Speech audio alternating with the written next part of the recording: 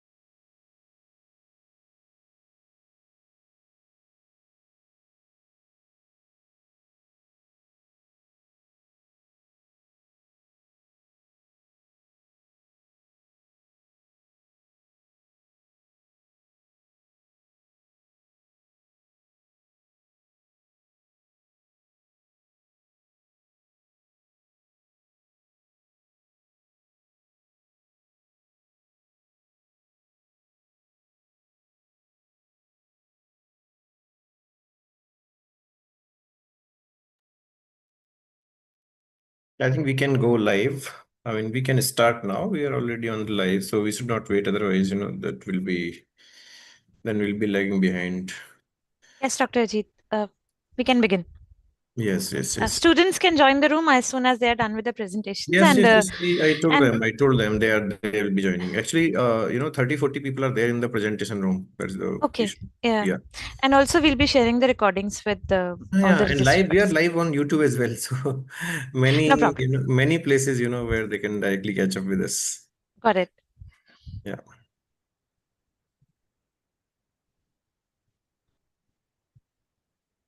Good afternoon, everyone, and welcome back. I'm Ritul Sharma, your host for the afternoon session.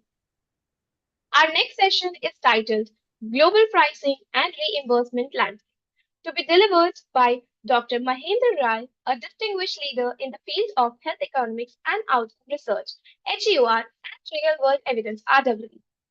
Dr. Rai currently serves as the Vice President Patient Health for HEOR, RWE, and Medical Affairs, APAC, and Middle East at Evasana, managing strategic initiatives across Asia Pacific, Japan, China, and the Middle East.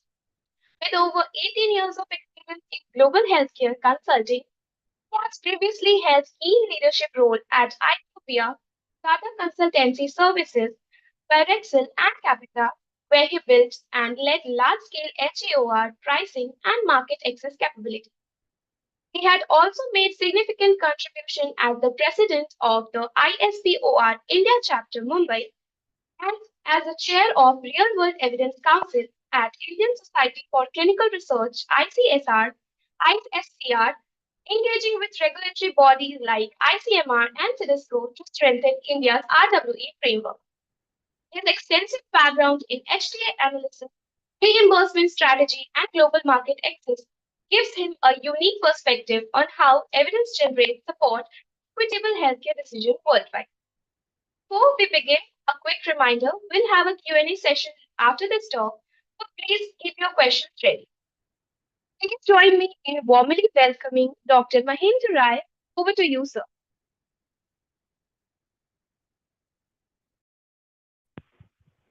Thanks, Ritul, for the kind introduction. And so probably good afternoon, good evening, wherever everybody is based.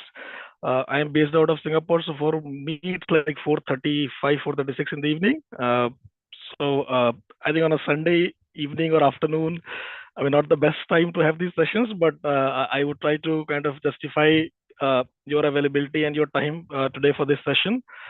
And today I'm going to speak more about different reimbursement scenarios, setups, HTAs that we have globally, and then also we'll touch base upon the Asia Pacific specific HTA bodies, and then a bit on the Indian HTA system. But I think in the morning sessions already speakers have spoken about the Indian HTA evolution and the system that we have, but I'll briefly kind of try to add to that, if not repeat it. So that's what my agenda for the day is. So let me quickly share my screen.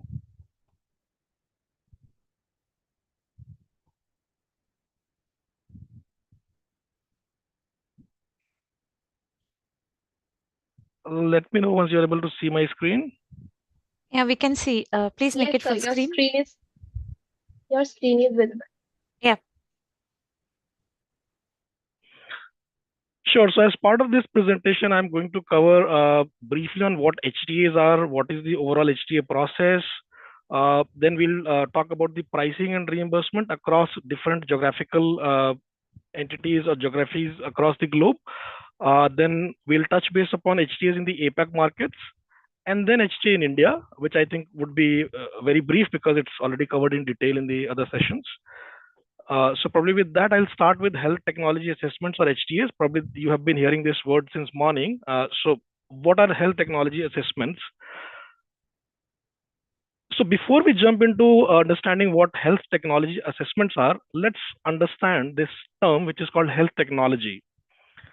And sounds like a very engineering focused word, but then health technologies, when we say it, encompasses your pharmaceutical drugs, medical devices, vaccines, medical and surgical procedures, prevention and rehabilitation programs, and health services.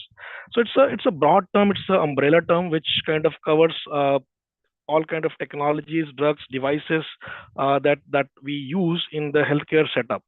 So that is what your health technology is.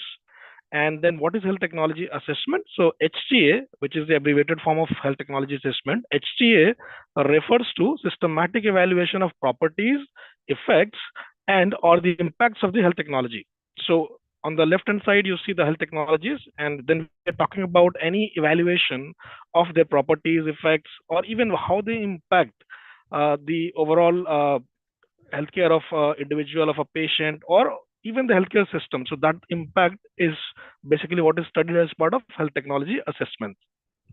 So it's basically a multidisciplinary process which evaluates the social, economic, organizational, as well as the ethical issues of a health intervention or health technology, and also provides a very rigorous and objective data to inform and improve the healthcare decision making process. So anybody who is a decision maker would rely on this data which is coming from these assessments to take a very informed decision whether a new technology should be included, should be reimbursed, and what are the costs and consequences associated with this new technology which is supposed to be included as part of the overall healthcare system. And some of the global HTA bodies that have been in system for quite some time include some of these that you see. So NICE is from UK, IQVIG is from Germany, HAS is from France, Scottish Medicines Consortium is from Scotland, CAT is from Canada, PICOD is Canada, Alpha is Italian, and then Blue Cross Shield is from US. So these are some of the global HTA agencies which have been there for quite some time and have been evaluating various drugs, devices, technologies, and making or recommending decisions on their reimbursements. So now we understand what an HTA is, and some of the HTA agencies that you saw.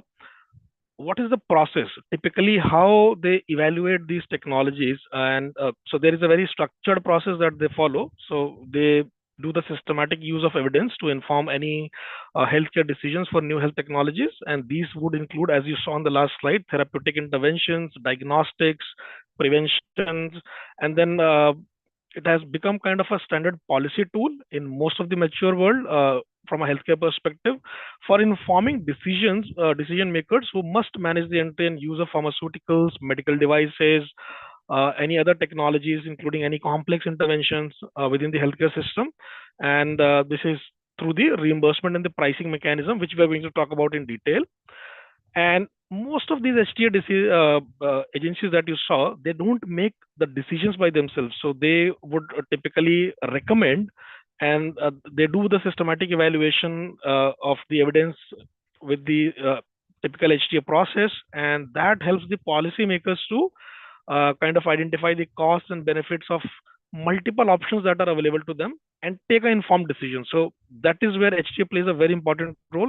But HTA is not the decision maker body. So HTA agencies, they will recommend that, okay, this particular drug or technology should be reimbursed, and ultimately it is the payer. And I think you would have heard this word multiple times in the morning sessions. The payer is the decision maker who will take a call whether the product should be included even after an HTA assessment. So that is what the process is. And if you see the underlying process, so basically what happens in HTA, so as HTA agency will first try to define the decision space. So what is the problem? What kind of topics needs to be identified and prioritized? So in every country, there would be a different problem and there will be a different kind of prioritization. So for example, in India, breast cancer can be a prioritized issue, while in the neighboring country, say Bangladesh, probably diabetes can be a prioritized issue. So it will depend country to country, depending on what is the unmet need, what is the gap. The prioritization will be different. And similarly, HTA will work and try to identify which are the therapy areas which need attention, which need some kind of funding, which need some new molecules. So that is where the prioritization happens. And that's where the HTA would invite even the manufacturers to come up with any new products that they have in that particular prioritized indication. So that is the first part where you define the decision space. Then you move on to the analysis, wherein you request for any kind of analysis that is needed to answer the decision problem. So once you have identified your indication, you want to look at what kind of analysis can be done around that, what kind of data is available. And then basis that you move on to the appraisal, wherein you decide if the evidence which is submitted by the manufacturer is strong enough to support a decision.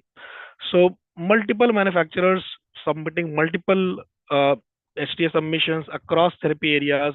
The HTA has to take a call, the HTA body, the HTA agency has to take a call whether the evidence that is submitted is strong enough for the payer to make a decision basis that.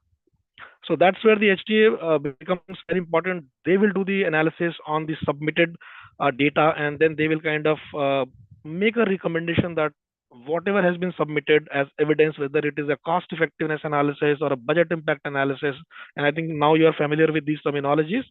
So is the data coming out of these analysis good enough to support a decision? So that's where the appraisal part becomes very important.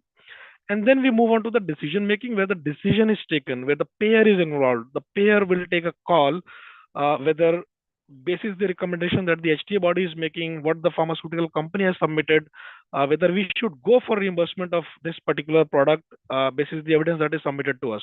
So that's the decision making process. And once the decision has been made, comes the implementation. So the decision can be that, okay, we want to reimburse your product, but probably we need a 10% discount on the pricing that you have submitted. So all that may happen as part of the decision making process, and then is the implementation wherein the availability of the product. So it's not just including the product into your formulary or into your reimbursement system, but also ensuring that the product is available for the patients.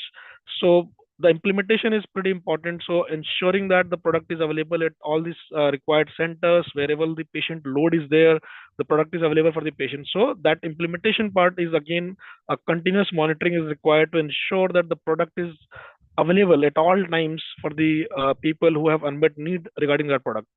So that is what an end-to-end process which kind of HTA encompasses, and that's where HTA becomes very important to ensure that the right patient gets the right product at the right time. So that's what HTA is all about. If we talk about the process, how the process happens, so basically the HTA, how does it fit into the overall decision making process or the mechanism that we have?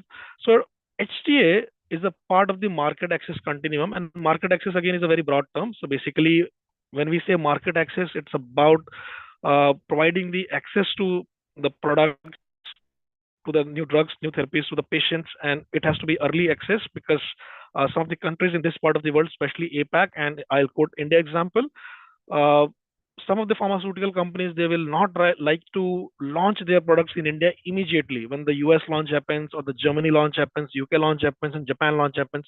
That can be a good couple of years ahead of when the product comes to India. And now the gap is shortening, but believe me, this gap was like 5 years some time back. So the gap is shortening, and that is where HTA is gaining that prominence. So as part of the HTA process, the manufacturer would conduct literature reviews, economic analysis, and I believe you will be studying all this as part of this conference. So the manufacturer is required to do all this, and then they will develop a dossier, which is the HTA document, and which is based on the agency template. And when I say agency, it is the HTA body. So if you're submitting in Germany, IQWIG will have their template. If you're submitting in UK, NICE will have their template. If you're submitting in India, HTA India will have their own template. So you have to use their template, and you have to provide the right evidence as per the sections prescribed. You have to provide data as per the sections. So it can be clinical data, it can be economic data, it can be humanistic burden, can talk about quality of life. So all that has to be put into in the HTA dossier. So once the manufacturer has developed this dossier, they will submit it to the HTA agency, depending on the country. HTA agency will start assessment of whatever manufacturer has submitted, and they have their own groups. So I think as Ram was presenting, so in India, if I have to talk about India, in India, you would have seen there are nodal centers that are working with HTA India, and I think there are 18 or 19 of them in the country. And these are the centers which actually work on these HTAs, and they kind of work very closely with HTA India in doing any kind of assessments that are required. So that's one way. And then similarly, in some of the mature markets, we have ERGs, which are evidence review groups, ERGs, which do a third party kind of an assessment of whatever manufacturer has submitted. So this becomes important because the HTA, I mean, just to avoid kind of a conflict where the pharma can say that HTA has a bias and their whole agenda is to cut down on the prices.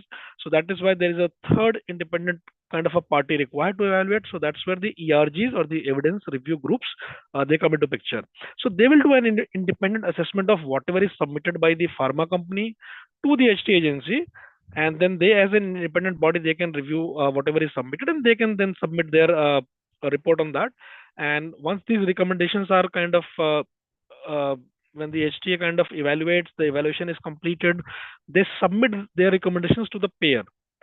Now, payer can be a government department, it can be a state government, it can be a central government, it can be some of the accounts like railways, defense. So these are all different kind of payers that we have in India, more from a healthcare perspective. And then the payer can make a final decision on the reimbursement and the availability of drug or the device.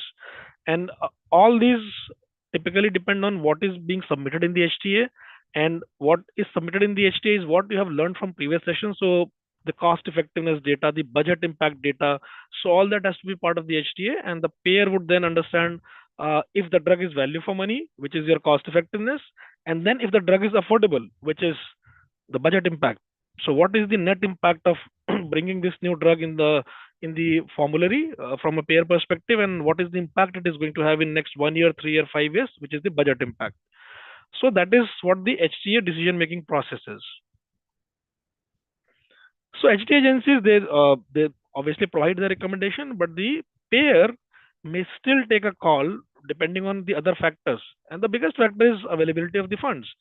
So the HTA may say that this product is very good product and you should reimburse it. And if as a payer I don't have funds, I may still not reimburse that product.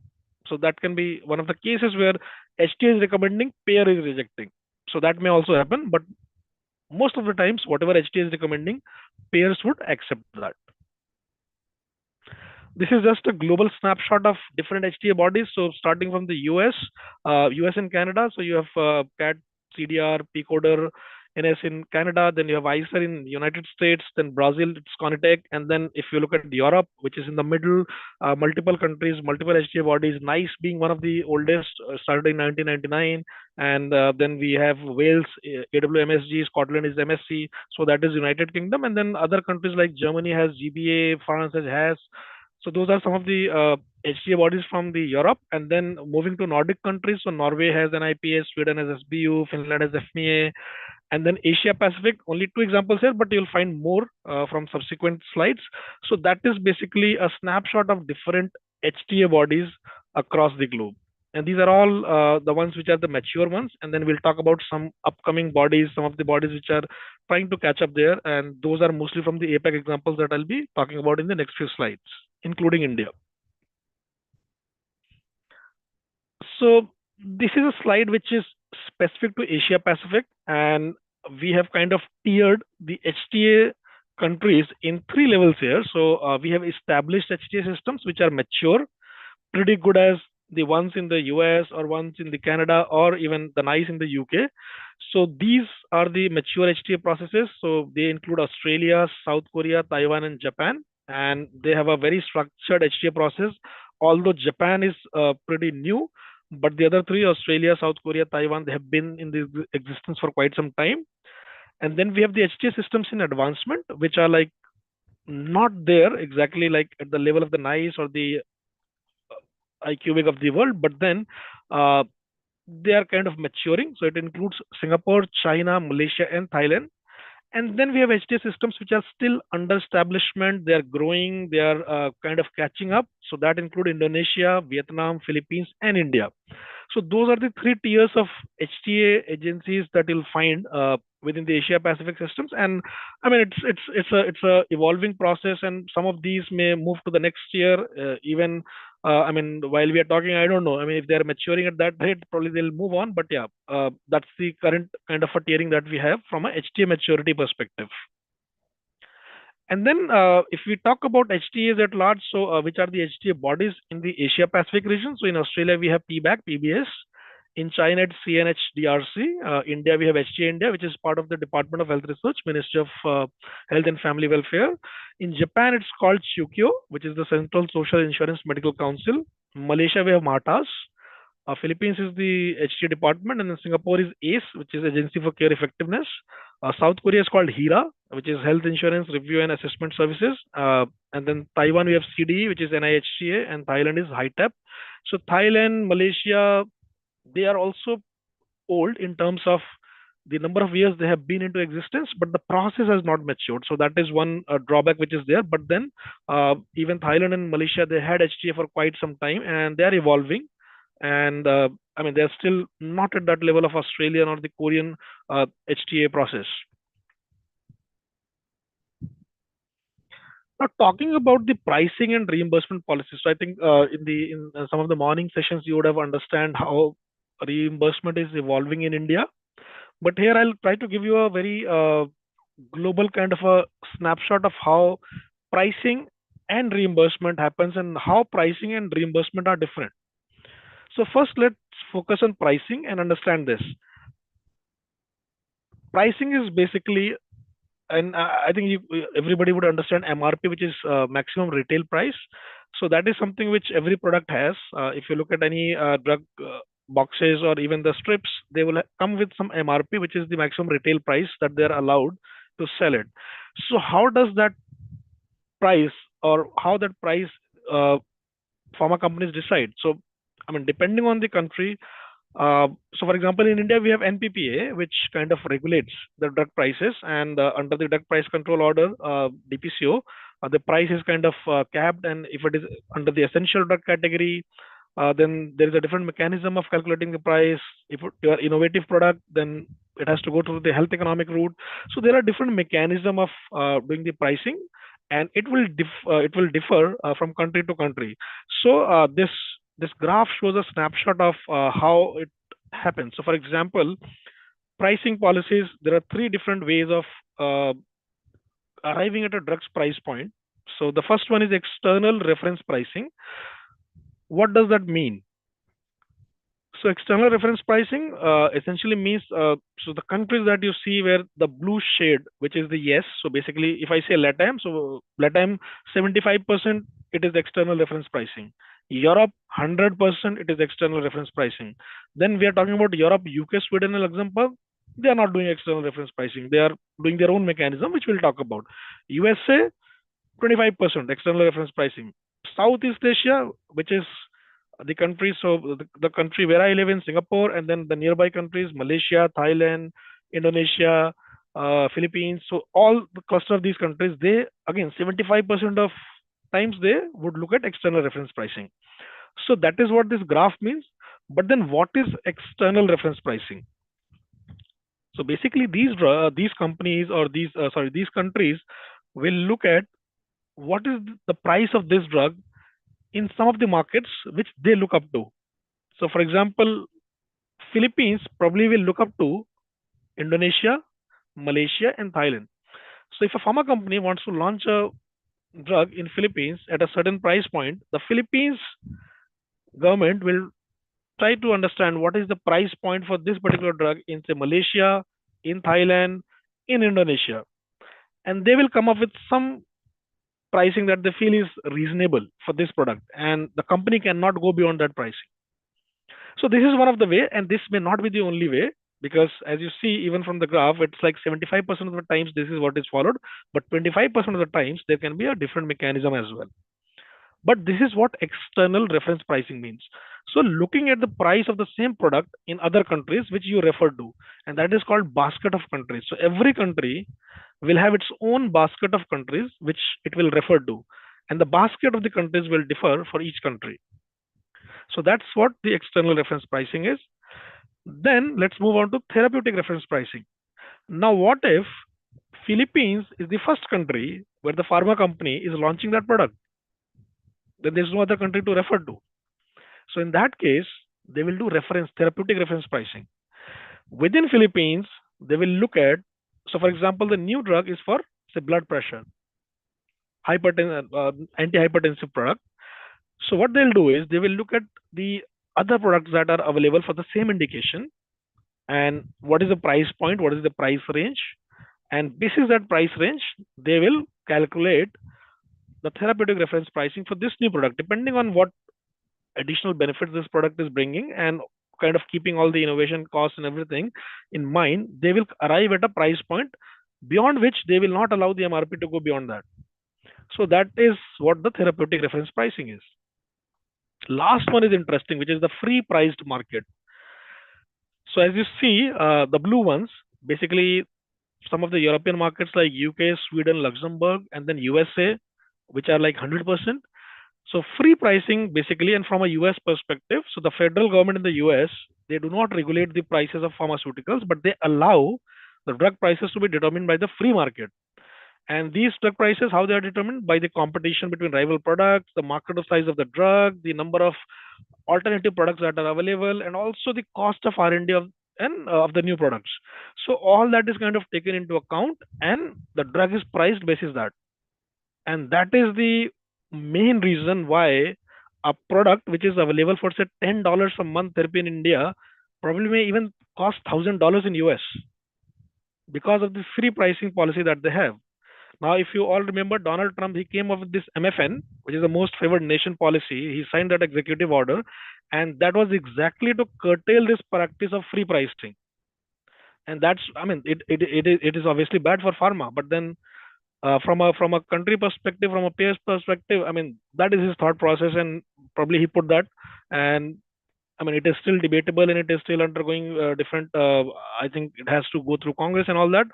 But I mean, that is what the debate is all about. So US is a free priced market, and the president, he wants to change it from that. So that's what the conflict is. So that is basically what the free price market is, and pharma can actually put the right price basis their research, what they have spent, they can put that price. But then ultimately, if you look at the external reference pricing and therapeutic reference pricing, these are the things which allow the governments to regulate the pricing. And then in India, we have DPCO, we have NPPA. These are the pricing regulatory bodies which kind of allow to keep a cap on the price of the drug. So that is the first part, which is the pricing. Now, after all this, what happens is the MRP of the drug is kind of decided that, okay, this is the maximum retail price that you can have for the product. But when it gets reimbursed, there are different policies for that. So, for example, a drug for which even the government in India has allowed, say, $100 a month kind of a therapy, the reimbursement price will be different. So, reimbursement is when you can sell it for $100 a month in the free market. But if you want to be part of one of the accounts, which is basically a state government or even railways or defense, then you'll have to follow the reimbursement policies. Now, what are the reimbursement policies? So we have HEOR economic evaluations, which I think you have been hearing since yesterday. So basically, this cost effectiveness, budget impact analysis, doing HTA, and going by the HTA outcomes, HTA recommendations. So that is what the reimbursement basis the HTA recommendations is the first one that you see under the reimbursement policies. And if you look at again some of the countries, and the best example is Europe, UK, Sweden, Luxembourg that you see. So they are free price. So the price of drug can be really high, but reimbursement price cannot be the same. So once you do the analysis, there is a threshold, and the price has to be within that threshold in terms of the ICER per quality, and all these technical terms I believe you'll be undergoing through different sessions. But it has to be part of the basis the HT outcomes that you get out of the analysis. So that's one good example. Europe, these three countries, UK, Sweden, and Luxembourg. And then USA again free price, but then 50% of the times it is basis the HT economic evaluations that they reimburse any product as part of the different insurance schemes that they have. Then quickly moving to the reference reimbursement system. So again, in terms of reference reimbursement system, so they would look at the reference prices, indicative prices within the indications, and try to keep a cap on what can be the maximum price of that drug. And they will look at different alternatives that are already available, and they will look at the lowest or the average price, and that price is set, and then the new product cannot go beyond that. So that is basically the reference reimbursement system. And this is for the government reimbursements. And then you have co-payments and caps. So again, as it happens in the reference system as well. So if the drug price, the government will fix that this, if it is like $100 and the manufacturer wants to sell it 120, then the patient has to do a co-payment, which is the $20. Government will reimburse $100, but then there has to be a co-payment which is done, which is $20, and the patient will have to pay it out of pocket. And then sometimes there are caps as well. So after a certain sales volume, the government can put a cap on the pricing, and those are the caps that will be come into effective. So those are three different mechanisms of the reimbursements that you'll have. And quickly on the market access journey. So for most of the products, the different market access or activities around pricing and reimbursement, they start pretty early, pre-launch, 2 years before the launch. So you see, you start looking at the burden of disease, policy and market access landscape. You start doing the pricing assessment, economic evidence requirements. So all those activities will be done almost 2 years before the launch of the product. And then 1 year prior to the launch of the product, you start building the reimbursement strategy, again, pricing and the contracting options that you'll have in different countries, any kind of systematic reviews you want to do, economic modeling, budget impact modeling, country adaptations you can kind of start working at. So those are the things that you do 1 year before the launch. And then the reimbursement part, wherein you actually do the HTA dossier, do the submission, do the negotiations, get the right price point for the drug in the different government account. And then start working on the any kind of risk sharing agreements, which is the RSA that you see on the slide. So do the price negotiation, do the risk sharing agreement negotiations, and this is what you do when you do the access of the product with the different government agencies. So that is a continuum, that is the journey that any product will have when you go for its access in different government accounts. And this is just a guideline on what kind of evidence generation plan, what kind of economic assessments or reimbursement planning is required for any product. And I think these all would be covered in different sessions. But yeah, you have to have an evidence generation plan for every product, what is required, when it is required. So this slide kind of gives a top line view of what is required and when it is required. So for example, I'll just kind of take some of the examples from this slide. So basically TLR SLRs you need to do probably 24 months before launch, and then RWE studies. Once the product is launched, you can do RWE studies. Similarly, for reimbursement part, you have to build policy advocacy, which is required between say 2 years to 1 year before the launch. So you start building around the policy, you start doing the disease awareness, and then a year before the launch, you start working on the HTA dossier. You do the HTA dossier submission, and then once it is submitted, probably for this is at a global level, but then in different countries, you start doing the country adaptations. So this is kind of a continuum again, and depending on the country, these activities may move here and there, but this is largely the plan that any product will have more from a access, reimbursement, pricing perspective. So now jumping on to some of the APAC countries, and I'll just talk about Japan and Singapore, and then other countries I'll just show you the examples. So Japan is a very interesting market. So what happens in Japan is once the product is approved by PMDA, the product is eligible for reimbursement, and there is a standard pricing that every product will get in Japan. But what happens is in this course of standard pricing, some of the pharmaceutical manufacturers may feel that the price that they are getting as reimbursement is not the optimal pricing, and then for that they'll have to do HTA submission, and they can go for this process, and the process is there in this slide.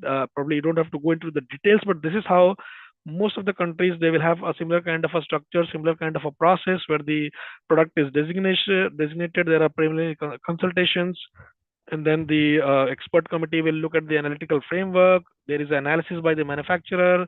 There is academic analysis, which is the third party which does that. And then basis the expert committee, there is a comprehensive evaluation which is done. And then there is a final evaluation, and there is a price which is revised. The price can go up, the price can go down. So the HTA in Japan can do an evaluation for a product when they feel the price they're paying is higher. The pharma company can do HTA if they feel the price they're getting is lower. So both of them can initiate a HTA. So that is how Japan works. And the decision, how it is taken, it is depending on the utility premium, operating profit. So they will look at what is the operating profit of the drug or what is the utility premium. Basis that, if you see on the right hand side, if there is no change or if there is a price reduction, basis the ICER range or price reduction with the maximum reduction rate. So different mechanism, different thresholds that are being followed in Japan, and basis that the price can go up or go down, and that is what is being followed. We recently did something on the insulin pen needles for Japan, and this is where the company wanted to show the cost saving potential of these insulin pens, and we kind of tried to build a 5-year kind of a horizon, and this is more from a budget impact analysis, just to showcase to the Japan HTA that this product at the current price point is a cost saving, and they should not go for a price erosion, or they should not file a HTA for reducing the price of these pen needles. And that is where we were successful to showcase to the HTA in Japan that this particular product from the company is at a right price point, and there is no kind of what would I say, space for reducing the price any further. The price is actually low, and it provides a lot of saving to the government or the payer. So that is what we try to showcase in Japan. Another example from Singapore. So Singapore again is a very kind of a mixed financing system when it comes to healthcare. So we call it S plus 3M. So S is basically subsidies which government gives, and then 3M include the MediShield, MediSave, and MediFund. So these are the 4 different mechanisms through which citizens in Singapore they get health benefits, subsidized health benefits, or reimbursed health benefits. So that's kind of the financial system that we have in Singapore. But still, it is a self-pay market. 54% of us, including me, we pay out of pocket in Singapore because I'm a foreigner in Singapore, so I pay out of pocket. And then the HTA process. So this is what the ACE, which is the Agency for Care and Effectiveness, they follow this process. So the company will register for their intent, and then the ACE will kind of evaluate, and they will also ask for the fees. Then the company will submit the evidence, which is the HTA dossier, and then it will go through the IERC and the ACE, and then in parallel the evaluation happens, and there is a timeline. So 16 weeks in the initial stage, then 2 weeks for the evidence submission, and then another 8 weeks for the expedited review.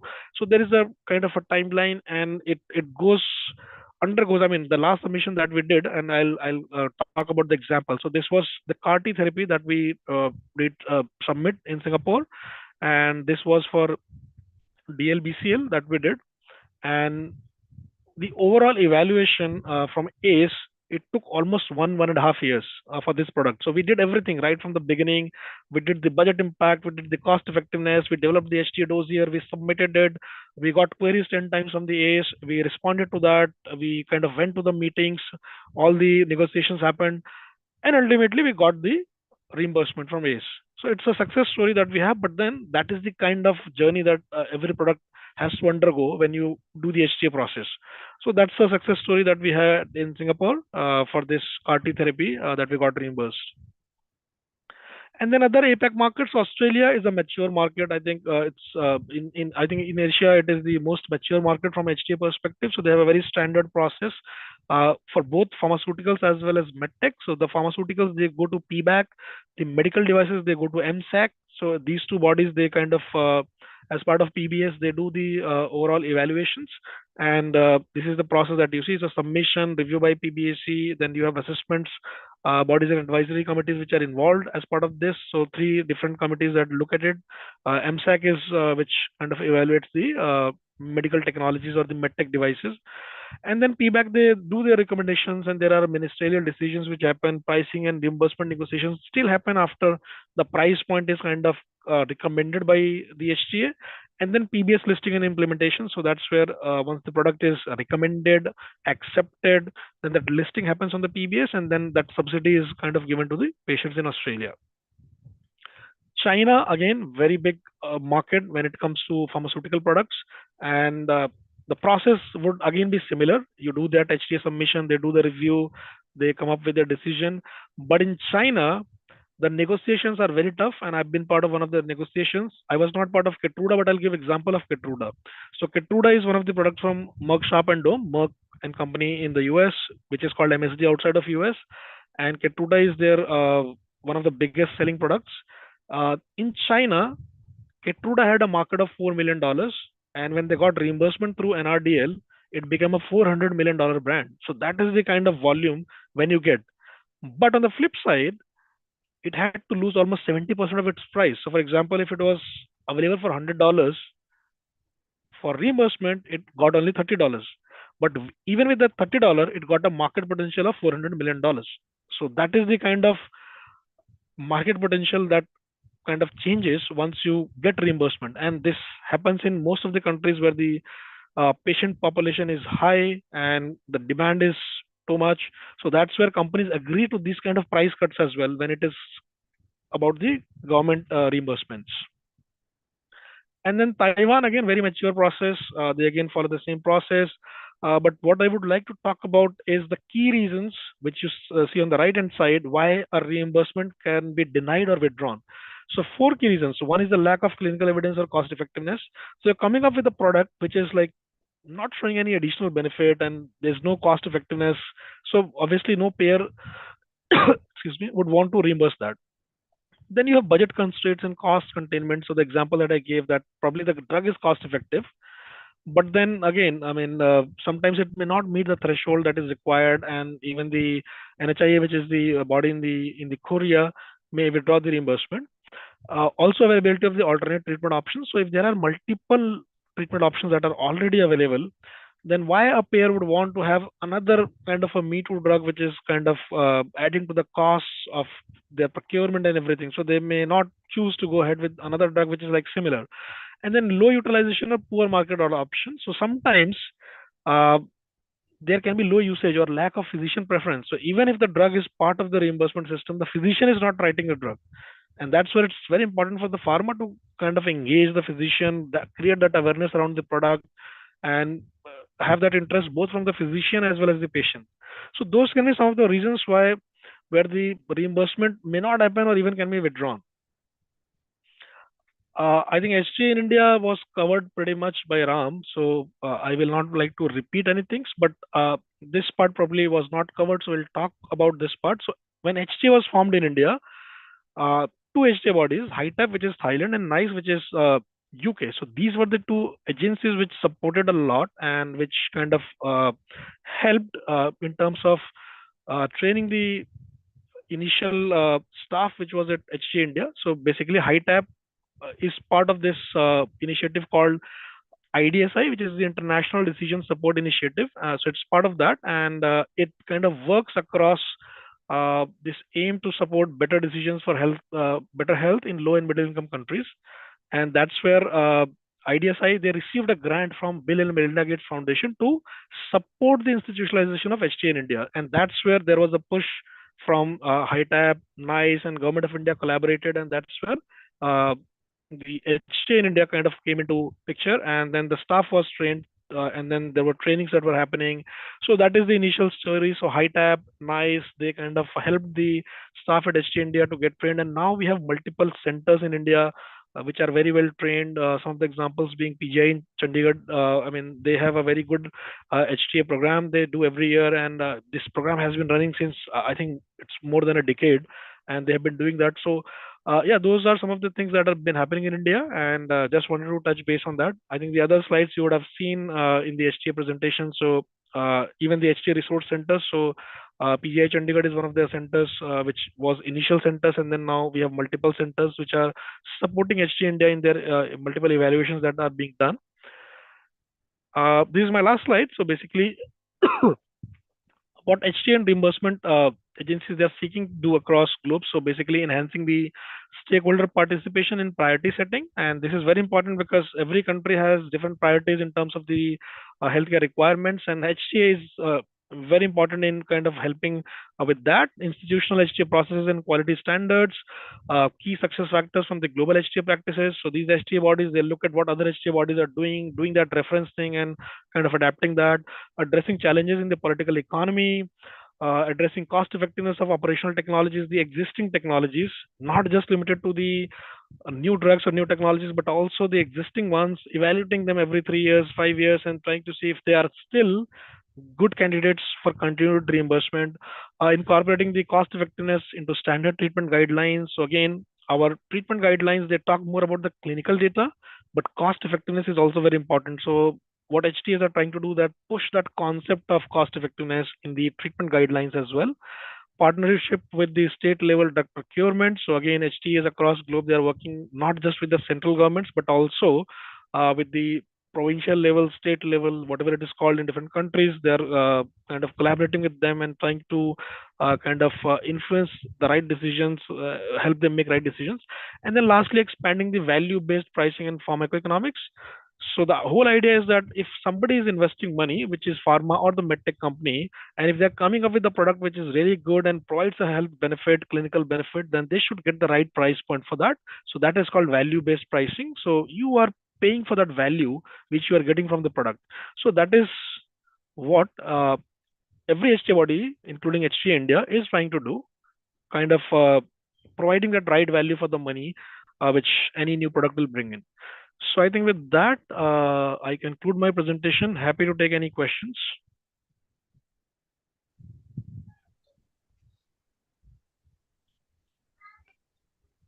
Thanks, Mahendra, for the wonderful and insightful session. In the meantime, students ask their questions. I have a couple of questions for you. So you started your career in India, and now you are in Singapore. How has the journey been? If you can give some tips to the aspiring young minds. Yeah, I mean, see, even when I was in India, I was mostly working for, I mean, more from a HEOR perspective. So I was working for projects which were for US or the European market. So I mean, always had that, I would say, um, I will say good luck or whatever it was that I got that opportunity to work on these global projects. But what was missing was the cultural mix. So when I was in India, I was working mostly with the team in India, and then sometimes there would be a stakeholder from US or Europe, and we had the opportunity to work with them. But when I moved to Singapore, I mean, it was more of a multicultural team that we used to work with. So in the same team, you'll find a person from Thailand, a person from Indonesia, a person from Japan, person from Australia, and everybody is different, different perspectives, and we look at things differently. And I mean, that is something which I got to learn, that I mean, what I believe the other person may not believe in that. And they everybody has different thought process, thought perspective. And that's where, when you work in these kind of multicultural teams, you would want to understand everybody's culture, and you want to understand why they think that way. And I mean, culture is very important, and every culture kind of teaches the right way of life. But then for me, the culture for a Thai person or the culture for Indonesian person may be different. Maybe it's not wrong, but it is different, and I need to understand why they do the things in a certain way. And when it comes to professional ways, I think it's very important to kind of learn that, and that gives you a lot of perspective. And as a leader, I think it's very important for me to understand, and that is the thing that changed for me. And I got to learn that a lot when I moved to the region and working with a lot of regional teams.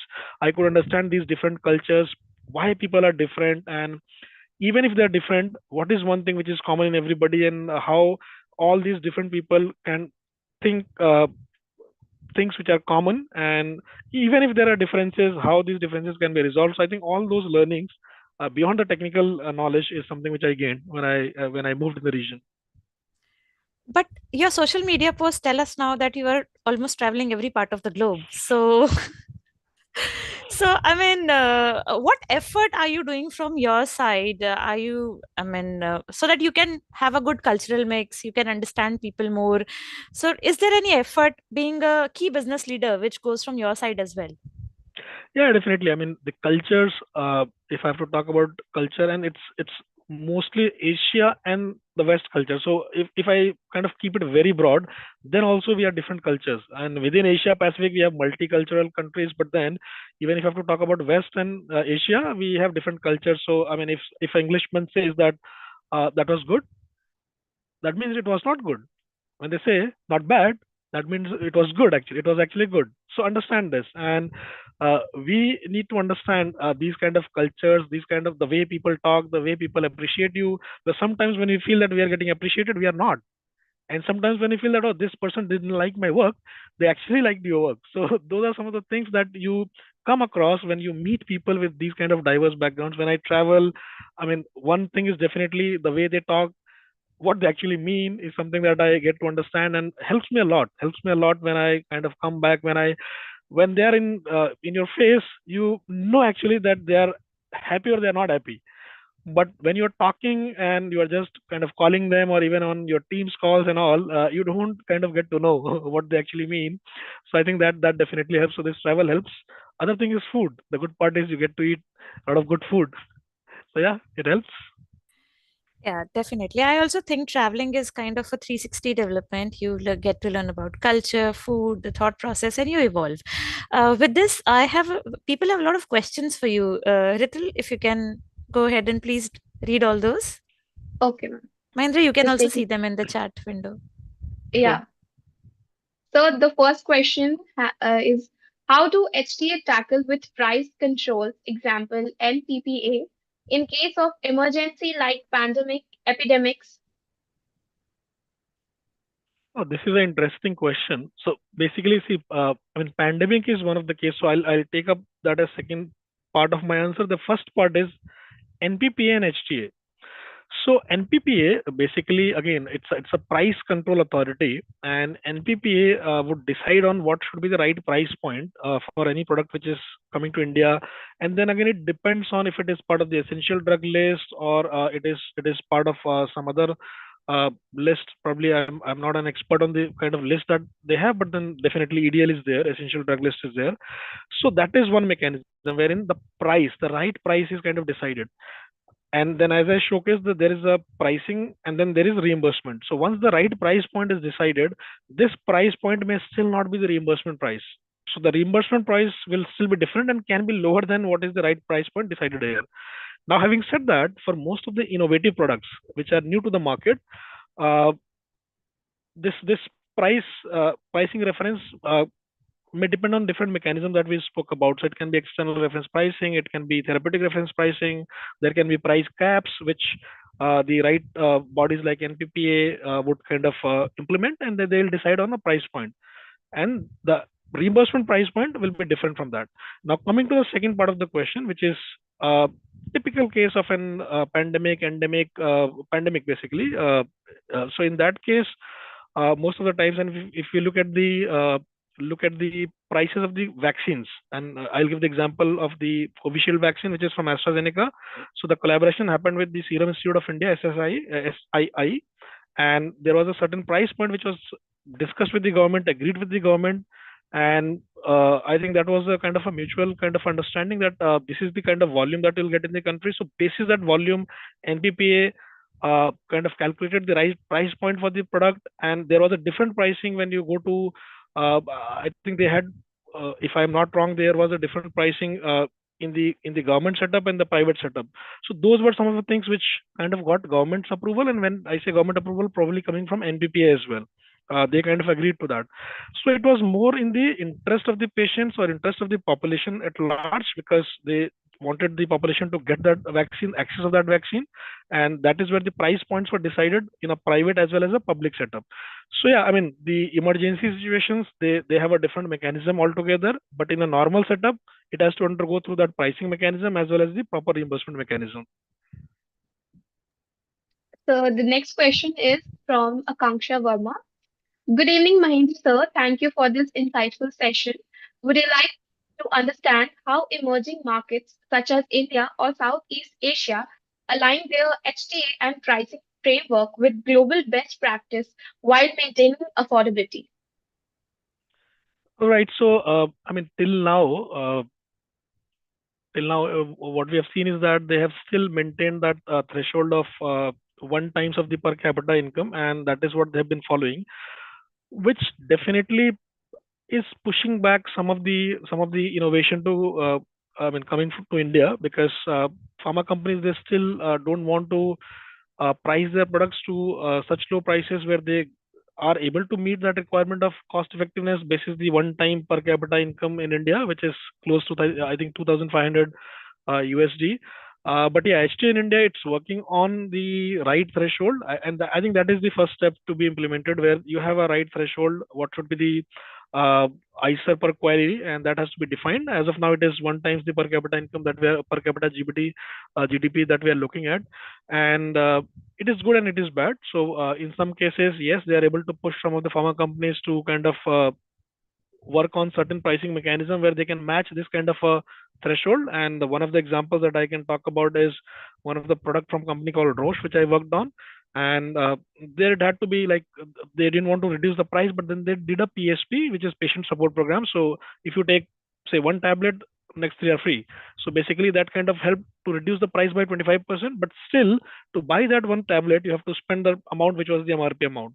So they never cut the price, but then they kind of reduce it by 25% through this kind of a program, which is PSP or PAP programs that they do. So yeah, I mean, that is where we are currently in India. But yeah, because of the lower levels of affordability, even at a government level, there are still some of the products which are not getting access in India, and which is delaying their access, still available in the private market, but not in the some of the government accounts. So the next Well, question I think in the is interest of time, as the next speaker is waiting, we will come back to Mahendra again. Mahendra, there are more questions for you. Maybe we'll reach out to you through email. I can respond for in next 10 minutes on these questions itself. You can continue with the next session. Yes, that would be awesome. That would be sure, awesome. Sure. Yeah.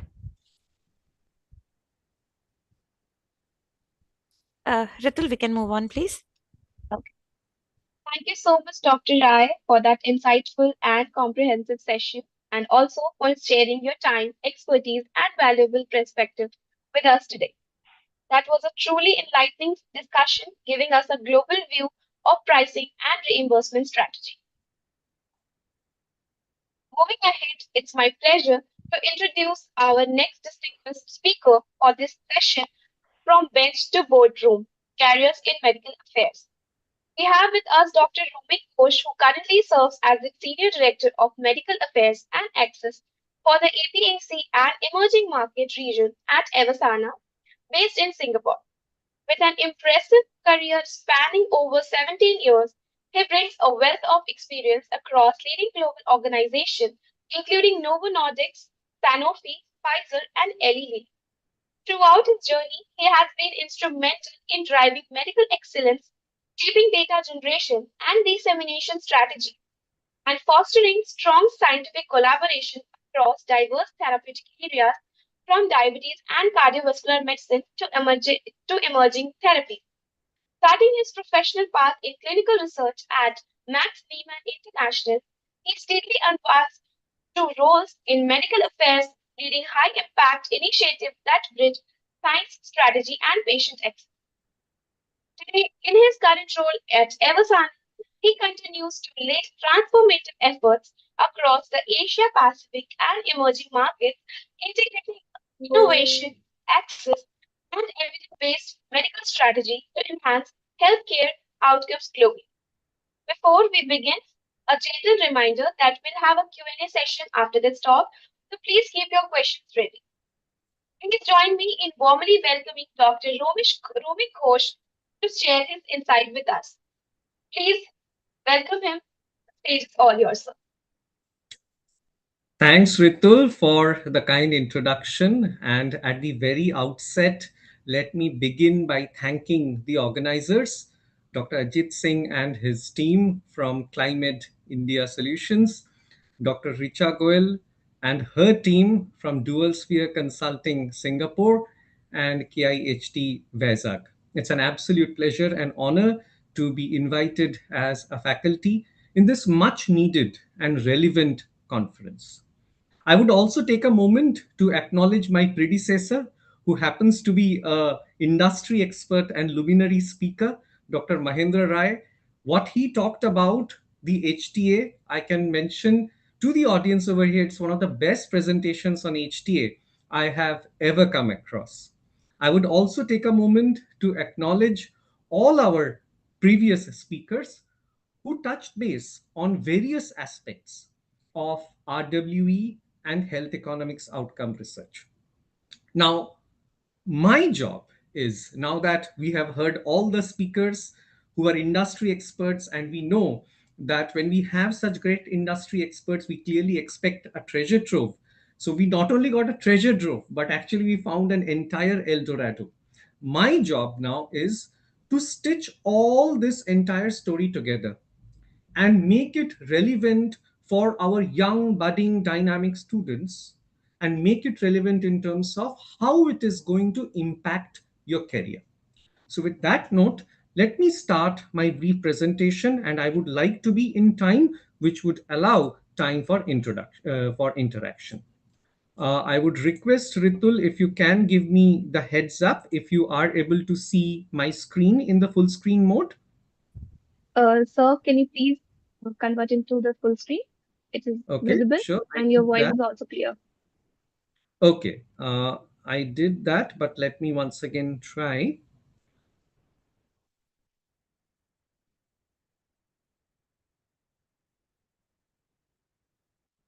Yes. Are you able to see my presentation in full screen mode now? Yes, sir, clearly. Super, great. Thanks for the heads up, Ritu. So the question was, why did I choose this topic? So when the organizers had approached me, and then I thought to myself that why don't I address and take this opportunity to address some of the challenges and pain points which our students face while they are pursuing their academic career. Because I too was in a similar situation. Luckily for me, what happened was from time to time, I got in touch with great industry experts like Dr. Richa Goel, Dr. Mahendra Rai, who guided me in the process. So it is time for me now to give it back to the students and share with you what I have learned from my teachers and gurus, as well as the experience that I have gathered over almost 2 decades, which will help you understand what do we exactly need to do to build a career in medical affairs. By the end of the presentation, I would try my level best to make you understand what are the different career options in medical affairs and the allied disciplines. There is nothing as amongst the allied discipline which is better over the other. I will give you the choices for your further reading and evaluation. Then a common question which used to bother me during my student days is, okay, am I qualified enough to be a part of any of these disciplines? So few words I would like to speak about what are the specific skill sets and qualifications that are required to get into these streams and build a career. Now, every career has got its own set of opportunities as well as own set of unique challenges. So we would like to share a few words on that aspect. And if there are challenges, we would also like to address how do we need to address them so that we are better prepared. And I'm very sure that for our young budding students, one thing which is there at the top of your mind is, how do I enter the industry and what immediate actions I need to take? I would definitely like to share my personal anecdotal pearls of wisdom, and you may dwell on that further and study on that further or consult with the other industry experts. So let me start by sharing with you some real life case stories of three individuals who had a similar predicament with regards to how to build a career within medical affairs. Now, our first prototype of this person, Dr. Rose, she has completed her ophthalmology. So she clearly had an aspiration of becoming a practicing clinician. After completing her postgraduate degree, she started her own clinical setup. And needless to say that if you want to start your own clinic in a good area, the setup itself can become expensive. So she has clearly done huge amount of capital investment. But as bad luck would have it, due to this intense competition, the patient footfall for now almost couple of years in her clinic has not been up to expectations. And she's seriously thinking about, with so much of struggle and competition, is it really worth pursuing a medical practice, or is there any way I can switch my career, but in a way that I flourish? Now, mind you, this example, please feel free to extrapolate to any other discipline. For example, we may have our students who are currently pursuing a BDS degree or an MDS degree, where if you want to set up a dental clinic, clearly the one-time investment is very high. And then it all depends upon what is the patient footfall, how much marketing you're able to do. So please do factor in that it is not just restricted to ophthalmologists, but to any discipline. Now let us look at our second challenge, the second predicament. Now here we have, let's say, a student who has completed his graduation. This is Dr. Shai. He has completed MBBS and he chose a non-clinical subject, let's say an MD pharmacology. Now, typically when you choose a non-clinical subject, what we see is most of the people then continue their careers in academics. But we know that while academics is great, there is once again limited scope in academics also, because once again the competition is very fierce. There are not many permanent jobs that are available. Now at the same time, what happens is Dr. Shai, all his friends from school who perhaps went for commerce or engineering, while he's still studying, all his friends got settled and many of them are now doing good corporate jobs in India as well as abroad. So it's a bit frustrating for Dr. Shai. And he is also thinking that why did I pursue my career? Why did I not go for some career options which would have given me an option to work with MNC corporates? Once again, to our viewers, I would like to share that don't just take this from the lens of a person who is doing MBBS and MD. It can apply to anybody who is health sciences, who has done a graduation and then followed by a post graduation and is wondering what is going to be the next step in the career. Our last predicament, the third predicament, is Dr. Rita. And what's happening with her is she has completed MBBS. She is currently doing her internship. And for her, she has seen that some of her seniors left clinics altogether and joined a pharma company. Now, she, during her internship, is thinking, do I really need to pursue the conventional path of completing a post graduation degree? Or can I do something?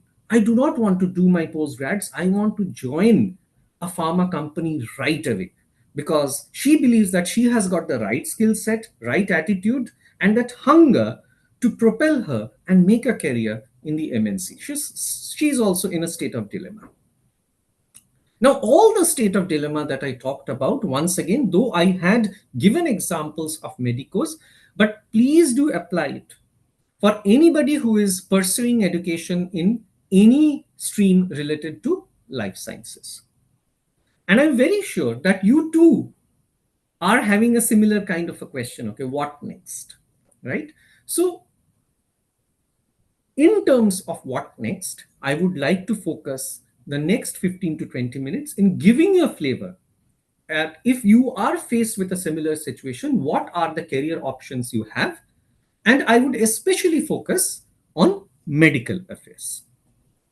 Now, what is medical affairs? When I joined the industry, mind you, I do not join industry at the very beginning, medical affairs at the very beginning, as Ritul mentioned at the time of introduction. I started my career in clinical research. And there would be opportunities knocking on my door where a job hunter will tell me that why don't you switch and join this company for medical affairs, the pay is very good. I would not take up those assignments. The reason being, I did not have the proper information about medical affairs. I used to have myths about medical affairs, which later on got corrected. And I clearly don't want our audience to go through the same kind of a confusion which I had. Now, you may search the net to find out what is medical affairs all about, what are the roles and responsibilities of medical affairs. But I would not like to take you through that theoretical definition. I would like to mention that for me, medical affairs is the bridge between science and market. It is as simple as that. Somebody who is pursuing a scientific career wants to develop something related to marketing, you are the bridge. It has got a perfect balance between science and marketing. And then what happens is, if you join medical affairs, it is a very good alternative to the conventional career paths, where literally you do not have to go through the grind and fierce competition that we see in the conventional path and the conventional practice. Now, when we talk about medical affairs, mind you, it is a diverse discipline. Medical affairs may involve that you have to coordinate and preach science to doctors, which is typically done by the first item that you see on the slide, which is the Medical Scientific Liaison, or MSL. Medical affairs can also involve sharing latest literature and articles with the stakeholders. That is called MIS, or Medical Information Specialist. Medical affairs also involves medical writing, where you have to design and write posters, articles, manuscripts, and then following that, you develop a communication strategy. Medical affairs also involves research work, and that research can be in the form of a phase 1, 2, 3, and post-marketing clinical trials, can be in the form of real-world evidence, can also be in the form of health economics outcome research. Now, basically, to talk about each of these items in details can be a symposium topic. So what instead I would do is, I would allow in a moment to sync that in, keep the slide in front of you. You may like to take a screenshot of this, and then you can do a deep research do a net research with regards to these items. Now, how are these different items playing out in the entire cycle of a drug or a product? Now, especially these phases of preclinical, clinical trials, registration, post-marketing surveillance has been made door-to-door homegrown term thanks to the COVID pandemic, when phase 1, phase 2, phase 3 became common household terminologies. Remember, in medical affairs, most of the work revolves around the items which I have highlighted in red star in the slide. More so in the last phase, which is actually the post-marketing, which means you have a drug or a vaccine or a product or an instrument or a device. It is now available in the market. That is when medical affairs becomes all the more intense. Does it mean medical affairs does not have a role to play even before that? No, clearly medical affairs has got even a role to play in the development stage, especially with regards to phase 2 and phase 3. Now, in terms of what medical affairs really encompasses, I can summarize this in the form of 5 pillars. Once again, when you do a desk research, you will see different websites and sources quoting these 5 pillars in slightly different ways. Some may say, like 3 broad pillars, 4. I found the sources which are quoting it as 5 pillars more appealing and more universal. What medical affairs involves is, imagine if you are a pharma company and you need to understand what are the insights from my customers who are the healthcare professionals, what are the insights from the patients, what are the insights even from HTA, which Dr. Mahendra was alluding to. So insights play a very important role for any organization. That's the first pillar of medical affairs, generating quality medical insights in the best interest of patients and in the best interest of the organization. Second, you see Dr. Ajit and Dr. Richa Goyal has already organized this conference where the 2 key terms used is RWE and health economics outcome research. What are these? Evidence generation methodologies. So medical affairs involves generating evidence through RWE as well as health economics outcome research. The third piece, as a medical affairs professional, you are supposed to disseminate true science in a neutral way and have that scientific dialogue with experts, HCPs. Dr. Mahendra mentioned about how he used to strike a dialogue with different healthcare associations.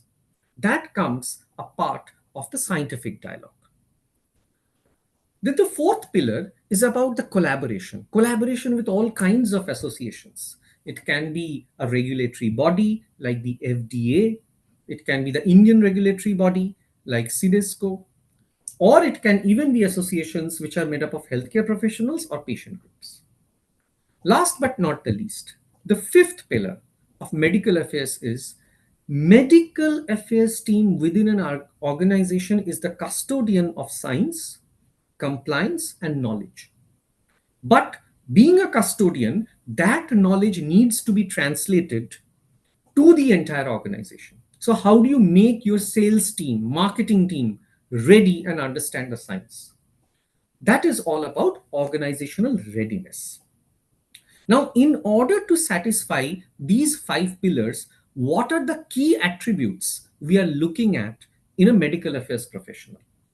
Needless to say, if you have to generate insights or if you have to generate evidence, clearly you need to be analytical and you need to have the domain knowledge.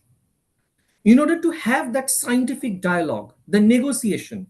In our previous session, we heard about the negotiations and dialogues with the HTA, for the HTA. So over there, soft skills play a very important role. And then when it comes to the organizational readiness and capability building, once again, we need to have a team player attitude. We cannot function in isolation. So those are primarily the skill sets and attitudes that define a medical affairs professional or MAP. Now, as you would appreciate, for having these skill sets, is having a medical degree absolutely necessary? Answer is no. You can have excellent domain knowledge, you can have excellent soft skills, you can have a team player attitude, and for that you need not be a doctor. So I would like to break the myth to our audience over here that medical affairs is only meant for medicals. No. And it is all the more true for all the allied disciplines of medical affairs. For example, for medical affairs to function, you clearly need research in the form of phase 1, phase 2, phase 3. And in order to become a clinical research physician or a clinical research professional, you need not have a medical degree. Now, the entire data that you generate through research, there is an entire function maintaining it called data management. To have the negotiations with regulators, getting your file approved, there is a stream called regulatory affairs. To write the protocol, to write the manuscript, to write an abstract or a newsletter, there's a stream which is called medical writing. When we launch a drug, let's say a COVID vaccine, we were monitoring what are the side effects, what are the safety concerns. That stream is pharmacovigilance. So you see, these are all the allied disciplines within medical affairs itself. Once again, can't emphasize more on this particular point. I really want to break this myth today that the moment we hear medical affairs, oh, I am not a medico, I don't have a medical degree, or even if I have a medical degree, I'm not an MBBS MD, I am a BDS or an MDS. Can I be a part of medical affairs? The answer is a unanimous and resounding yes. You just need to fit in that necessary aspect of medical affairs. You see, there are certain aspects of medical affairs where it requires somebody to have that medical degree. For example, if there is a medical device company in cardiac stent, they can say that we want somebody who has got experience in cardiology, in seeing patients in cardiology. Fair enough. In that case, they may go for somebody who has that necessary expertise and degree. But there are so many other allied and diverse ramifications of medical affairs where clearly some fitment can be explored. Now, these are some of the qualifications which I have enlisted: a medical degree, a dental medical degree, or even a pharmacy degree, science degree, biostatistics degree. All are very good qualifications to become a medical affairs professional.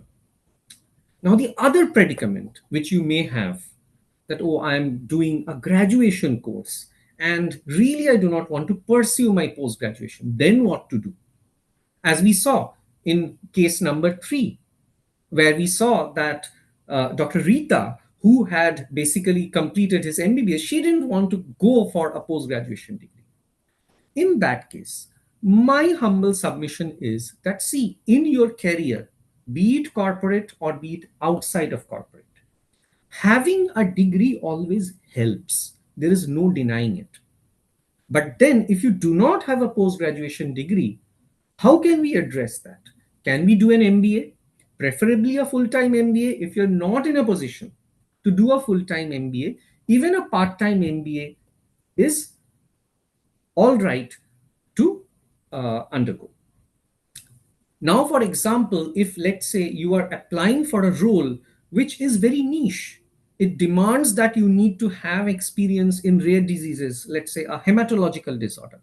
In that case, some form of a diploma or certification course will also help. But once again, remember, the degree is not a showstopper. It gives you a foothold. It gives you a very good placement for sure, but that is not a showstopper. I would especially like to highlight that in the slide, you see I have mentioned MBA in bold and big capital letters because I personally feel if you want to do an MBA as a part-time while you're working, that's very much feasible. And that is what my recommendation would be, that given how the industry is shaping and how competition is becoming all the more fierce, It's recommended that you do a post-graduation degree. If not, then at least a part-time MBA degree. Now the million-dollar question. As students, what do we need to do to enter the industry? And over there, these are some of the recommendations that I would like to share. In today's world, networking really helps. And there are various ways of conducting these kind of networking. Remember, networking is as much as a science as it is an art. And I would say, put your heart and soul and effort to attend conferences like this, which are being organized by Climate India or Dual Sphere Consulting, because it gives you a wonderful opportunity not only to listen to presentations from industry experts, but also the opportunity to interact with them, make your presence felt. Any workshops that you can attend. Then there are a lot of networking sites, career networking sites, and social media sites like LinkedIn. Over there, you can connect to industry experts. Also, sometimes what happens is if you connect with industry seniors, see, they may have 1,000 other things to attend. They may not respond to you always. So in that case, it's also helpful to connect to industry freshers, somebody who has just got a job in medical affairs with any pharma company.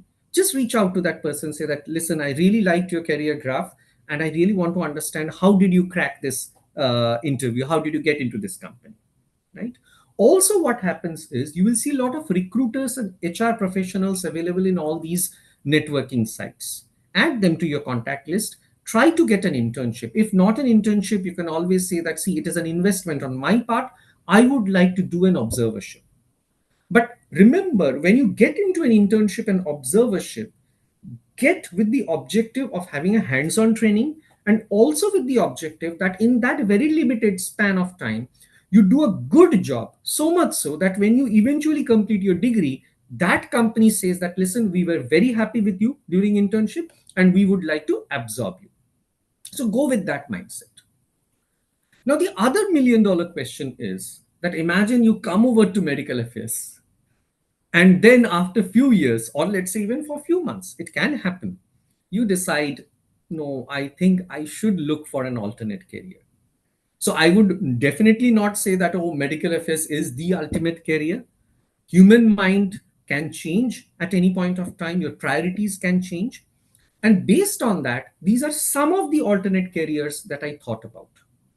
On the left-hand side of the screen, those are all the allied branches of medical affairs, which I've already alluded to at the first part of my talk. On the right-hand side of the screen are the non-allied disciplines of medical affairs. These are not sort of directly connected. But what happens is in an organization, you have medical as well as marketing and sales. So if you really want to get into marketing while working, that's a good option. You being a scientific professional, you can also think of going into training options because there are many companies which have a separate human resources learning and development team. So just to give you a flavor that while you're working with the different stakeholders and different departments within the organization, there is always a scope to go for these parallel movement. And we see that in industry, we see medical affairs veterans having spent 1 decade, 2 decades, 3 decades, they decided to shift to a commercial role, which is absolutely fine. So just to give you the confidence that you will not be stuck over here forever, if the option be, you can always diversify. Now, I'm very sure most of the experts who have come to this conference, just like me, you got inspired listening to their story, their journey. And definitely, I think one thing which came out in the conference so far is all these very senior professionals, they are very dynamic. And that is what happens when you work in a medical affairs, you actually work in a very dynamic environment with diverse stakeholder. And like proper corporate setup with people have an executive presence and things like that. Dr. Mahendra wonderfully mentioned about the cross-culture experience that he had when he had shifted in his vice president role in a regional role in Singapore. So that's a fantastic thing. I would also like to mention that in medical affairs, most of the industry jobs are also very decent and good in terms of the compensation packages and remuneration. But there is no opportunity without challenge. And today's challenge is, what about the job security? I've heard that corporate is all about hire and fire. Yes, that's a reality. Then there is always this challenge of stretch hours. Oh, I'm working beyond the office hours. It's not a 9 to 5 job. I have to work on a weekend and things like that. And many times, what happens is in an organization, if your manager or seniors are not very supportive, then there is always an issue with cultural adaptability, bureaucracy. Sometimes you're doing the same job. You may also feel that, oh, I would like to be on the field. I'm entire day sitting on my desk. So those are some of the challenges that can happen while you are in medical affairs. But then the question is, I'll not leave it just at the challenges. How do we address those challenges? And I would say, address challenges, make yourself indispensable to the organization that you work for by creating a differentiation. People in the organization should say that, oh, this person is a great intern, is a great, like person, let's have him. And for that, what you need, I would say first and foremost, right attitude, soft skills, communication skills, and present skills. So the first three bullets that you see are all related to soft skills. The next three are more about the domain knowledge and technical knowledge. If you are just a science person, what if, as an add on, you have that additional knowledge about HTA? You have that additional knowledge about health economics. AI is the buzzword. What if you're a master in that? You clearly can bring that additional value to the table for the organization. And with whoever you come across in the industry, try to build a bond so that they can act as your references when you need a good break. So, with that, before I take questions from the audience, I would like to summarize by saying very few simple things. Medical affairs is a great career option. And it's not just one branch, it has got diverse disciplines. So you have a scope of diversification as well as move on to the parallel roles, which may not be directly related to medical affairs also. Once again, would like to highlight, see, degrees will always help. Higher degrees you have, it gives you a very, very good starting point. But it is not an absolute bottleneck. What really people look for is the right skill set, experience, knowledge, and positive attitude. And my message to the young audience today over here is sweat now so that you bleed less later. Start now. Start that effort. Attend these kind of workshops,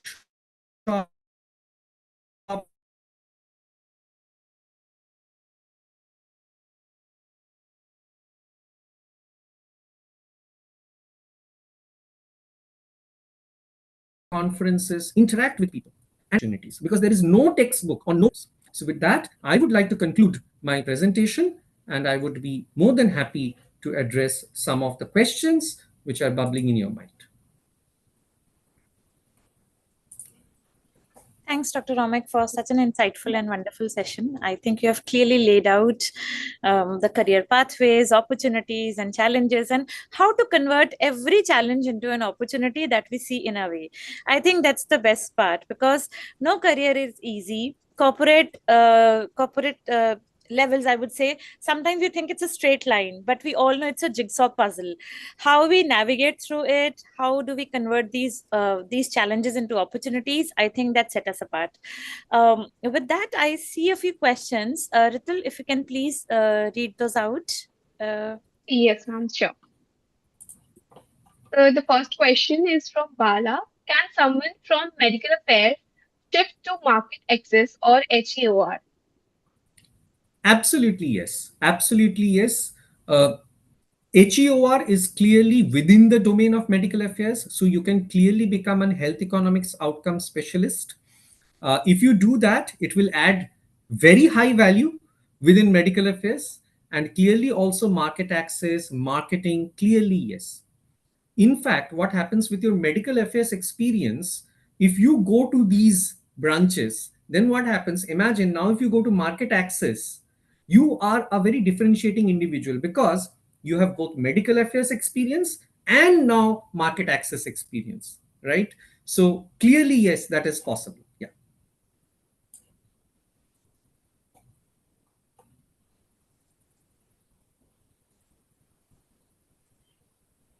I think we can conclude Dr. Romik's session here.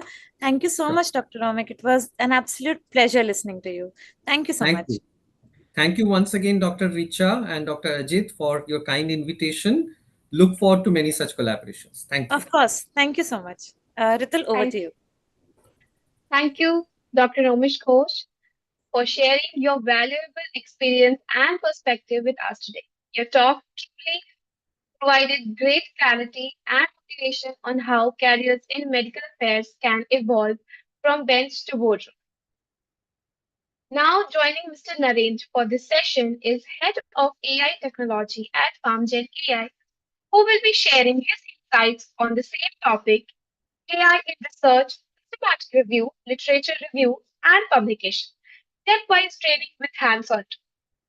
Mr. Narendra leads the Artificial Intelligence Division at FarmGen AI, where he drives innovation in AI and large language models technologies to generate meaningful impact in research and real-world application. With over a decade of experience in AI, he has previously led advanced AI and LLM initiatives at Microsoft and AWS, focusing on building intelligent agent system and enterprise AI platform.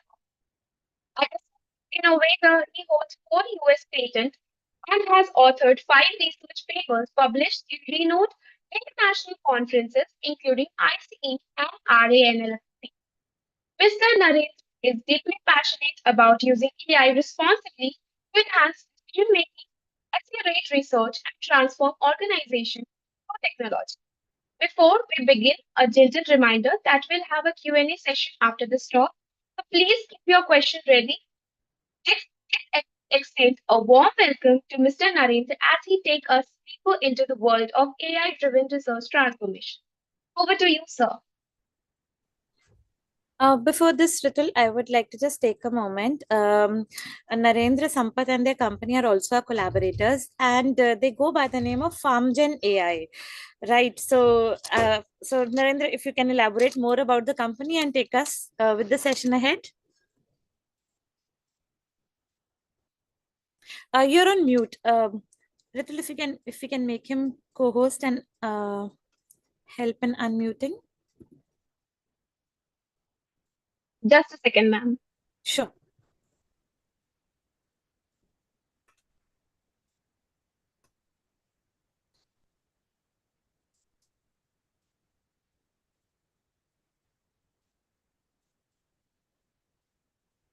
So you can unmute yourself now.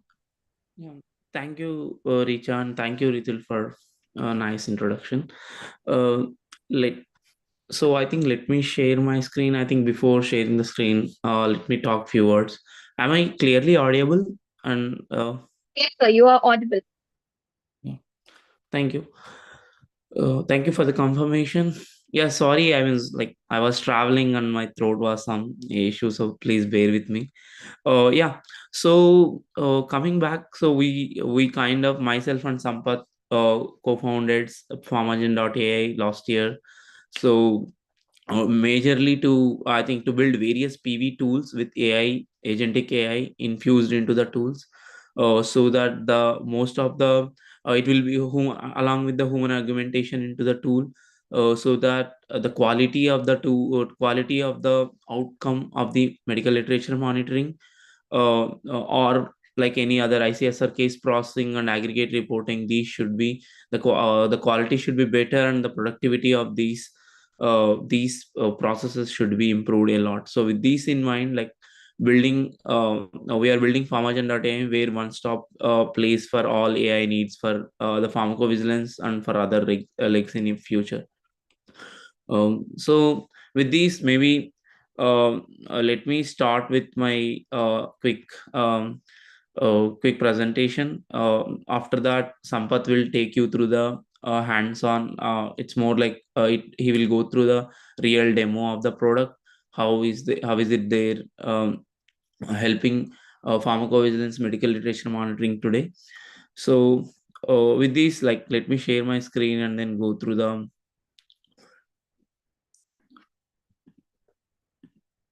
the presentation quickly.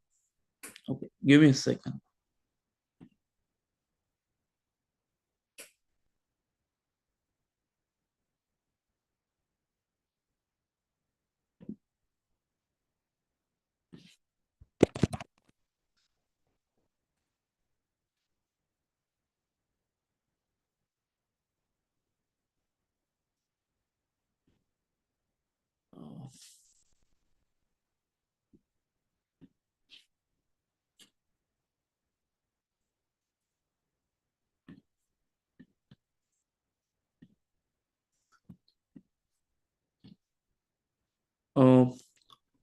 Please confirm if you are able to see my screen.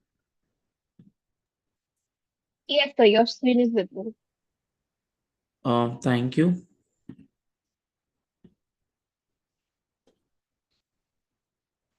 So today's topic is like we have already mentioned, like AN research, systematic review, literature review, and publication.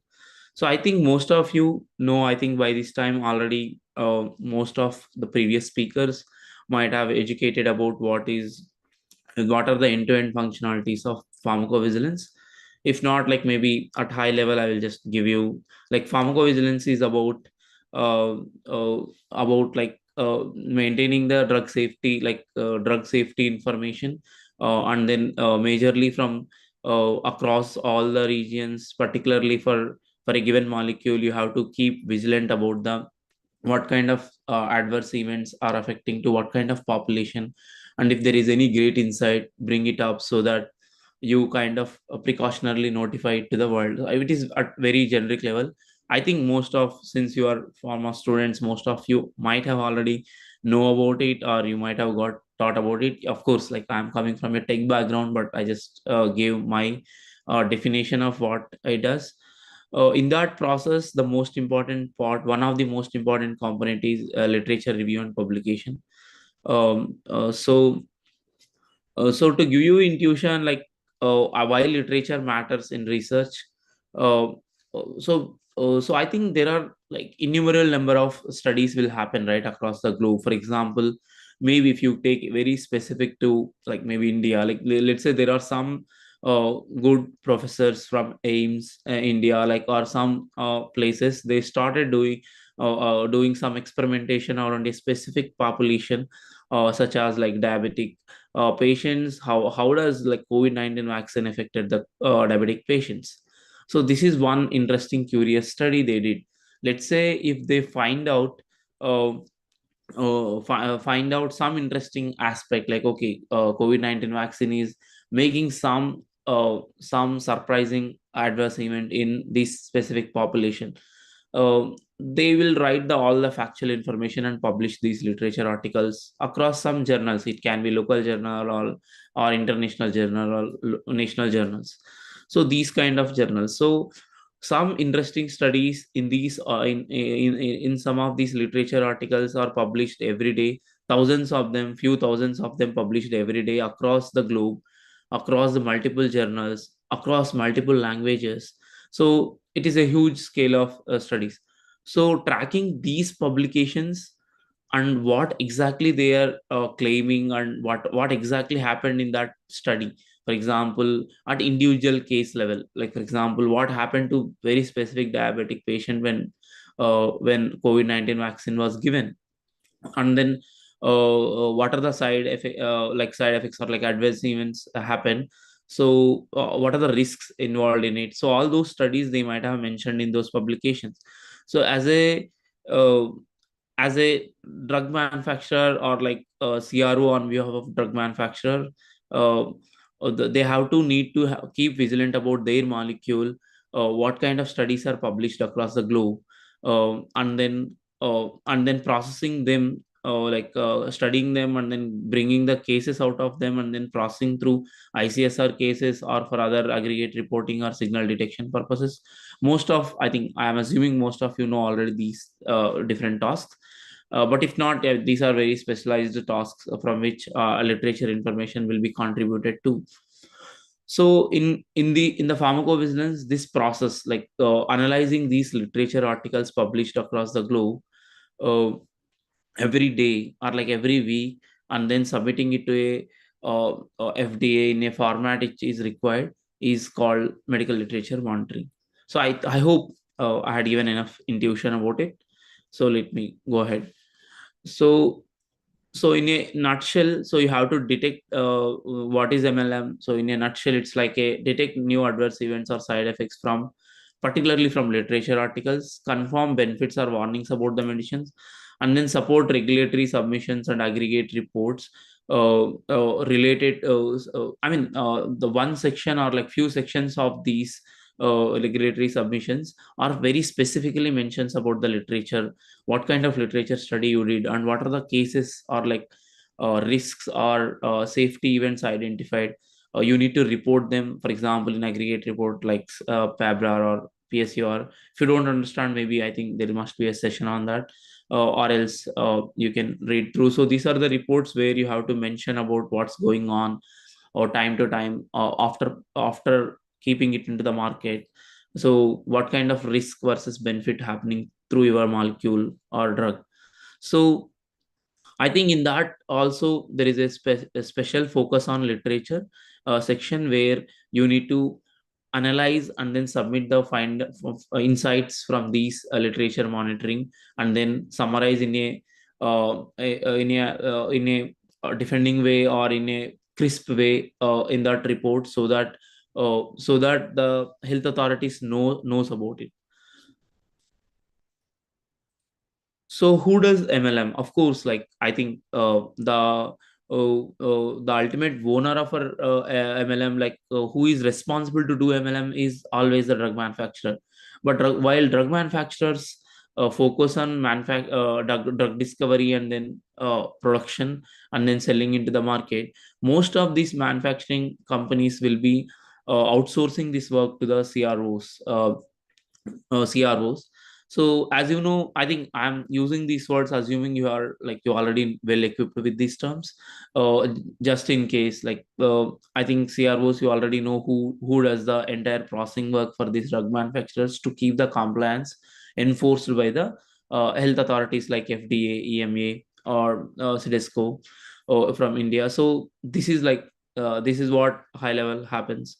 So coming back to the in the medical literature monitoring, so what are the roles people will do? Like most of the heavy number of roles or a huge number of roles or literature reviewers, like you have to take the article or abstract and quickly review it whether a given article is relevant to my molecule, and if it is relevant, if it has any ICSR cases as such, like individual cases reported in this article, and then any events associated with my article, and if whether it is valid for my review further, like to create a ICSR case further. So all these various questions you need to curiously ask, and then identify from the literature, and then extract these information, and then proceed with further next steps.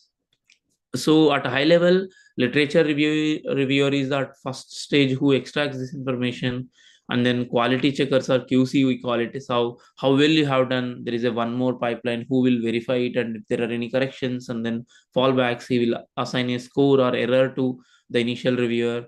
And then finally MRs, who will occasionally take up some cases. If it is very complex and confusing, they will also review it.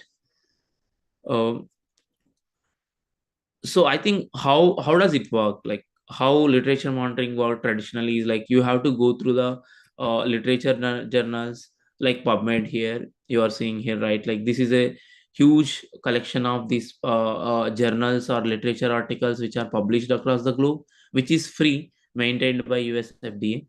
But there are many other private data sources. Like basically the question is, where will you get these literature articles from? So there are main sources like PubMed, Springer, and Embase. Embase is a paid one, but it is a huge repository of the articles. Midline. These are all the sources of literature articles from which you need to search.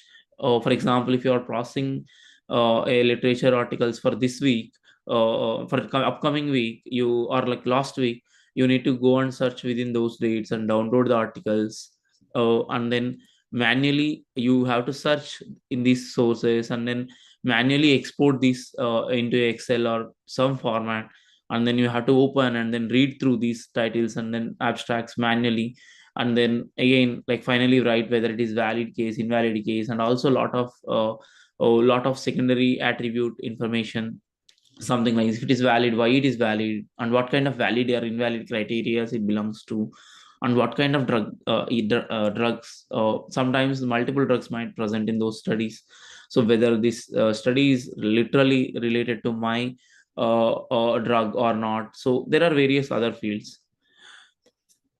So I think you are checking, for example, let me take a specific example. For example, you are tracking for paracetamol, MLM. Let's say mostly you do it in a weekly cadence.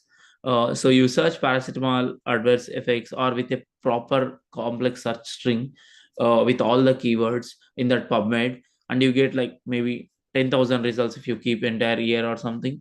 Or if you keep very specific week, maybe it might vary, depends on the drug to drug, so how many literature articles were conducted and published, maybe like a few or tens, like 50 to 200 come up for that entire week, depends on the exposure of that molecule.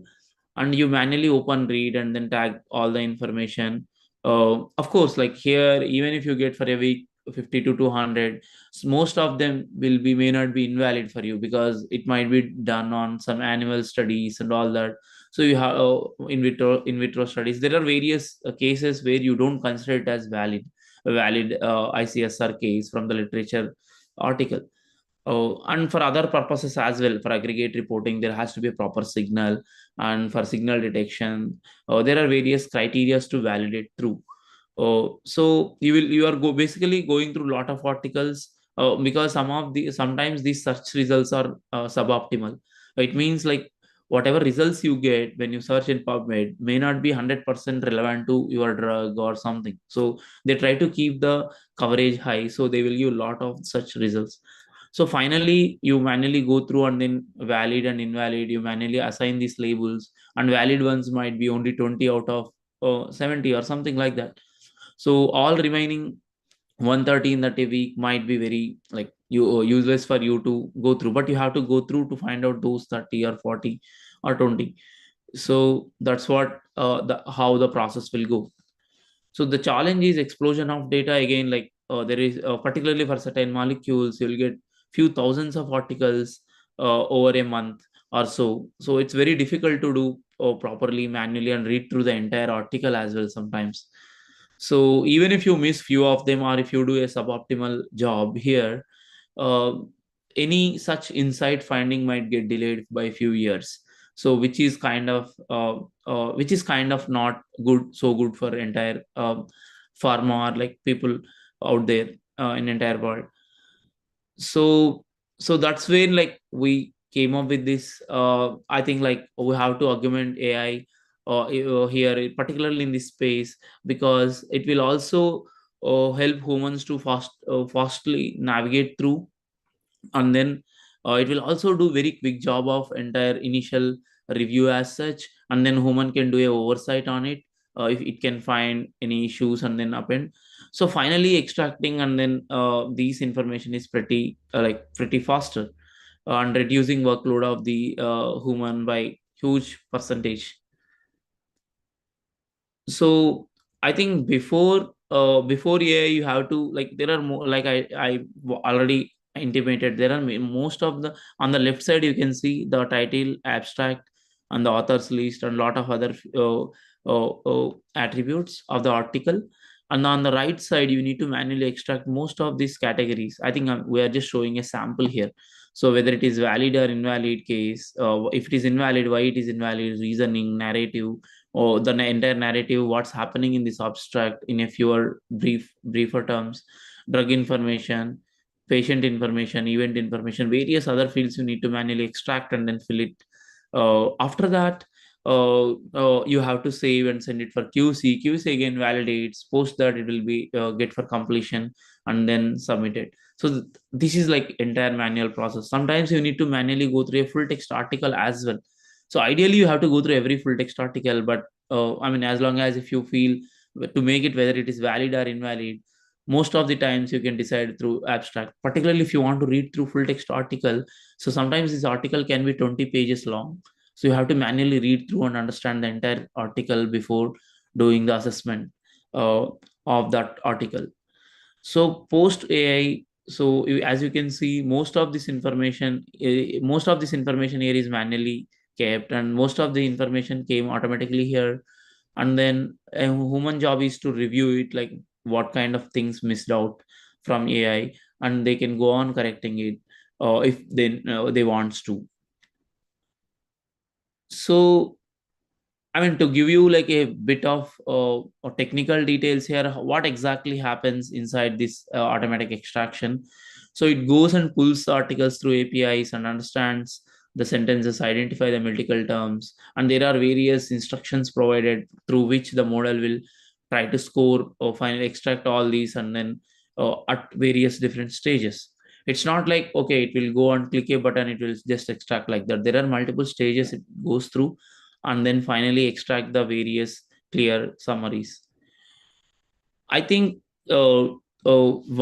I think this key takeaways, maybe I will speak through at the end. Maybe the Sampath, you can take over the screen and show the end-to-end demo. I think that's more important for you to understand. So that's why I quickly went through the presentation. I think that will help you to get through what kind of tools will be there, and then how will it work. All that entire demo will be run through Sampath, my co-founder. I think he will take over the screen.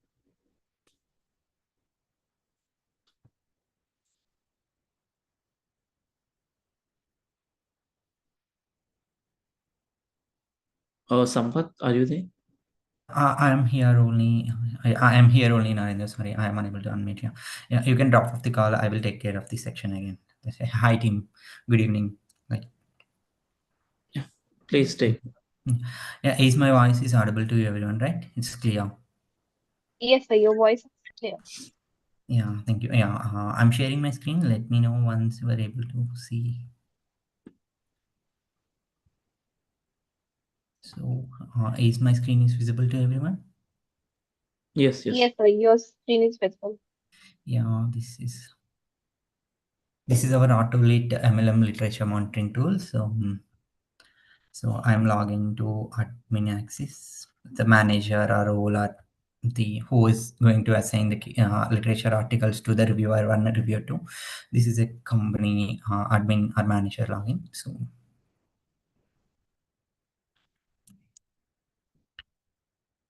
So here it's a home page of these our tool. So you can see the overall article, how many are pending, how many clients we have and all. So as a user management, there is no different between like before AA and after AA user management roles. We assign the particular roles like a reviewer and reviewer to how Narendra taken through the PPT and all. So here coming the part like, so while adding the drugs, so if you take it as a ibuprofen as an example,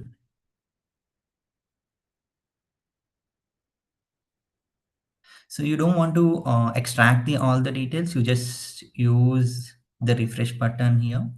Our AI model will get through all the details like formulation and aliases and other names and all. So if you want to enter any names it missing way, you just add here and select which client you want to be assigned the particular drug. Just add here. So usually pulling of data, like I can say for the particular drug, we added the ibuprofen as a drug, right? So select the review period. So in usually in literature monitoring, what will happen, like you have to do the weekly search or daily search the particular drug based on the client requirements or regulatory requirements. So you just choose like how the whole process is going. I will show you here. I'm taking through PubMed as an example. I'm using the ibuprofen as a drug. So hit the search, just select the custom range of like I want for 1 week.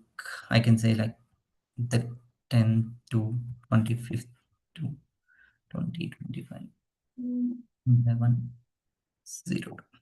So if I apply the results, the results will be display here. So without AI or without AI or without anything, like you just results was changed, I guess. You have to go the manually and search it and save these results into exports, all the sections into CSV or PubMed or anyway. It got downloaded. So are you able to see my Excel? Just give me the confirmation. Yes, sir, you're visible. So my Excel file is able to see, right? Like, is it Yeah, visible? no, I know Yes. actually. So We are you on have your comment screen. okay. Yeah, sorry, I'm resharing again.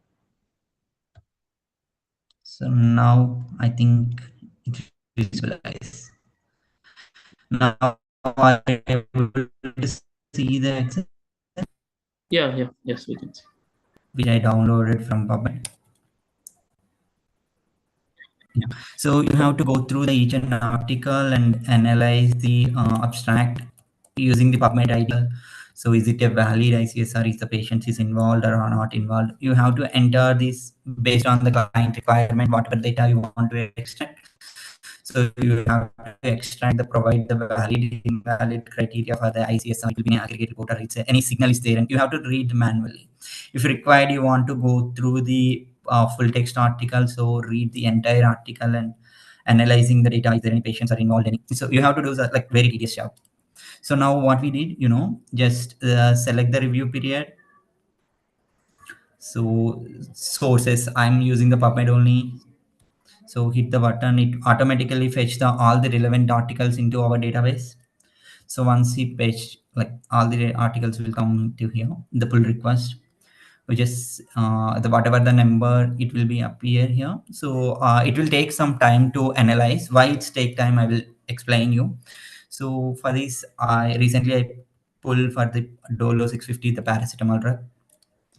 So I am assigning these articles to users. From here only I can say like user 1. I'm taking 2-3 articles. So you can do easy assignments based on the customization. Whatever the particular article you want to assign, you can use it.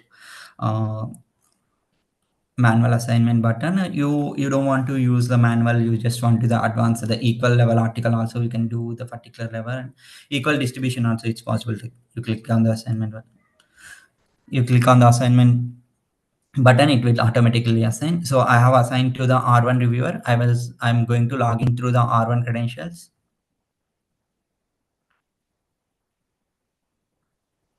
So here I'm entering the R1 credentials.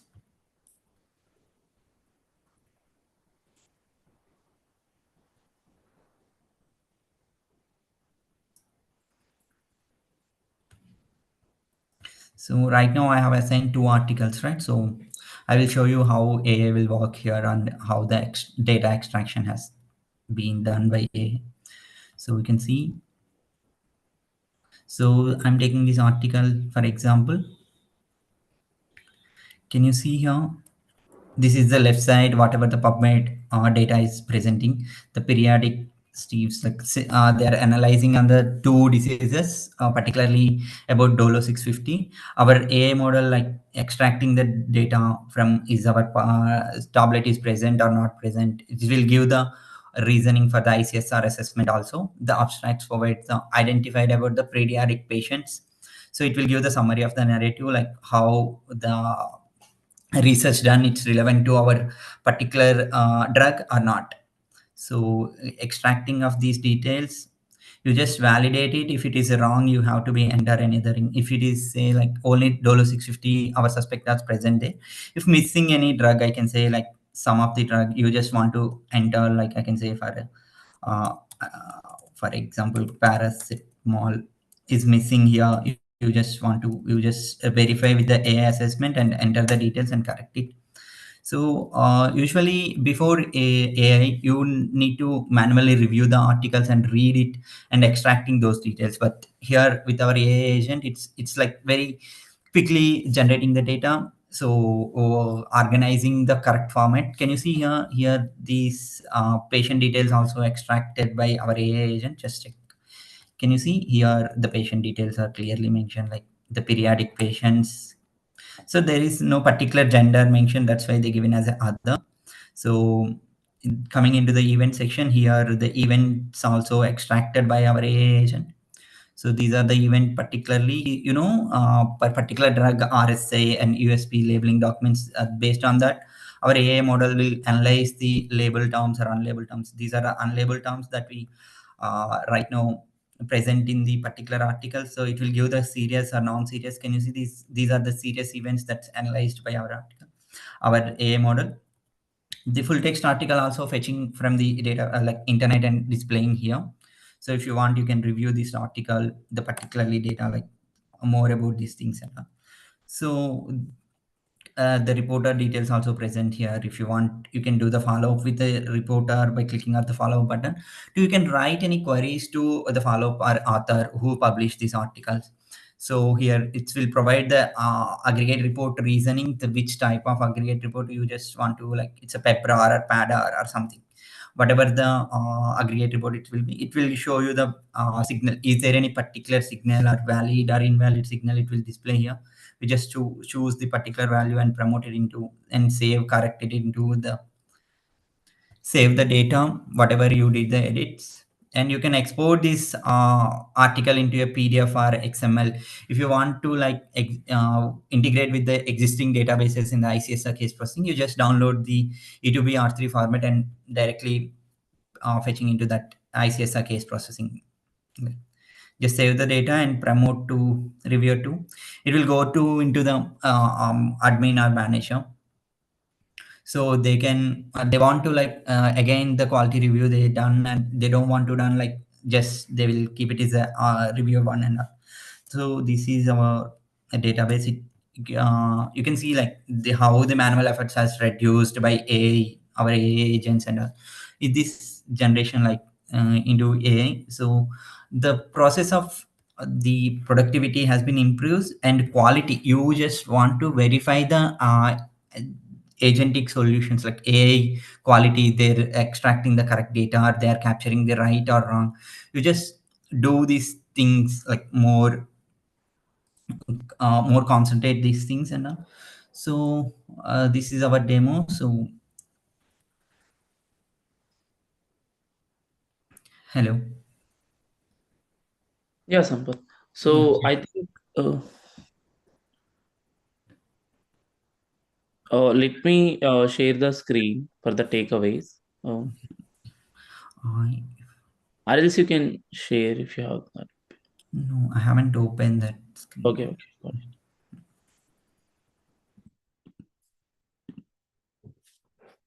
So coming back again, so key takeaways from here is, I think whether industry wants or not, so the entire PV industry is moving towards very in a very fast manner. So people are adapting to the AI very starting from last 1 to 2 years. So you are as a student, or as an upcoming PV or upcoming employees of this space. So you have to keep a vigilant, keep an eye on like what are the technological advancements. So the way people will do literature monitoring in the last decade is way different from in the doing it in next decade. So understand how data moves. Like anyway, the subject knowledge you already know. I think most of you get from your trainings or by your employer or your a school, like whatever medical school you are studying. So but most of the problems will be like, how are you doing it faster way, how are you identifying something which is interesting, which nobody is kind of identified. So it's more like you have to adapt how to use the AI. I think most of you already heard like chat gpt or like Gemini or some of these buzzwords across the globe, which are like kind of waving like viral, going viral on last 2 to 3 years. So you have to really go and open them and then use them in your day-to-day life, uh, particularly in the interest of any such task, how fast you complete your task with by leveraging these kind of co-agents or LLMs you call it, or any such automated AI tools. So so whether we like it or not, it will happen. Nobody can stop it. So and the most important aspect is it won't replace most of the people, because the FDA, like health authorities, are mandating the human oversight. So but what is expecting by what is expected from you, from your employer, is identifying the missing pieces, or like how will you validate very quickly the AI output is coming out nice. Otherwise the entire data will be drift towards AI. So you have to be more smarter now, like compared to your previous generation, because you have to identify a bug or like issues particularly which is already done for you. So for that you need more information, right? Like more clarity of thought, uh, what kind of rules it has missed out or violated while doing so, what kind of exceptions you have to validate them. So I think so my part is like, basically you just go and learn most of this, how to use these AI tools first, and then particularly in use cases like MLM or like any such previous other roles, like my other speakers mentioned, right? Like there are various number of domains in this space in which you can go for any role. But whether you go as an MLM literature reviewer or case reviewer or some other medical writer, like any such role is clearly is expecting you to use or like deeply integrated into the AI chatbots, and you have to use and then do the task much smarter and much faster than previous years. So for that, like maybe I can suggest you, like you just start off today, like what is kind of these agents like LLMs and maybe the chartgpt.com. Most of you already might know. I think I'm hoping that most of you already know. And if even if somebody didn't start on it, like you can just open it and then play around it. It can answer anything. So the thing is, like one intuition I can give you about this is the chart GPT-5, right now the GPT-5, which is running behind the ChatGPT.com, is the, maybe you can say it's like the expert who knows everything in the world, mostly like better than us. It's an expert at stage, expert kid kind of thing. So maybe like a 10th grade kid who knows everything in the world, what's happening. But how how clearly the clarity, you ask a question to it, that's how he answers the question. So if you just say, okay, explain me MLM or like medical literature monitoring, or give me these like in single sentence questions, it will give a lot of answer. But because it does not have any direction, if you are particularly, okay, maybe you need to keep a lot of context around it. So in technical terms we call it as in context learning. So context is, you have to explain the situation to that and then ask the particular question what exactly you want.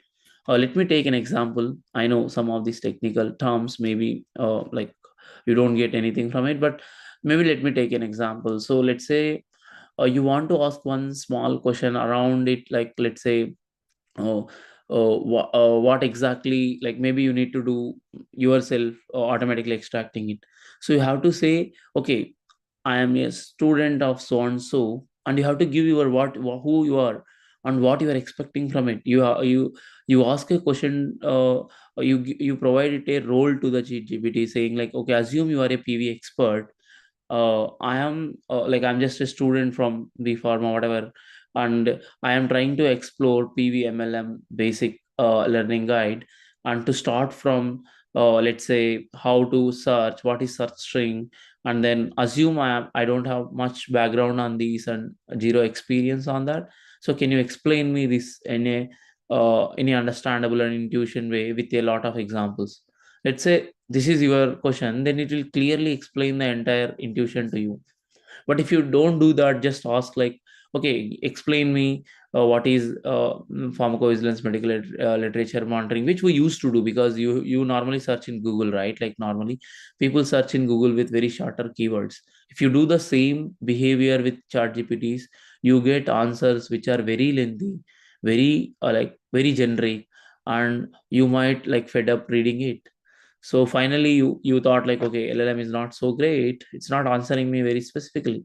But the entire secret sauce is how you ask the question like very clearly to it, is what it gives back to you. So concentrate on the context, situation, what exactly you want. You have to write few sentences about it, what exactly you are asking, what situation you are, who you are, all that, and then ask it as a by assigning a role to it, assuming who will be answering the same question in your real world. For example, some PV expert who has some 11 years of experience is answering that question to you. So as you provide that role to the GPT, saying like, assuming you are some PV expert for 2 decades, answer me explain me this in a nicer way, so that a student from B Pharma, third year student from B Pharma understands it very well.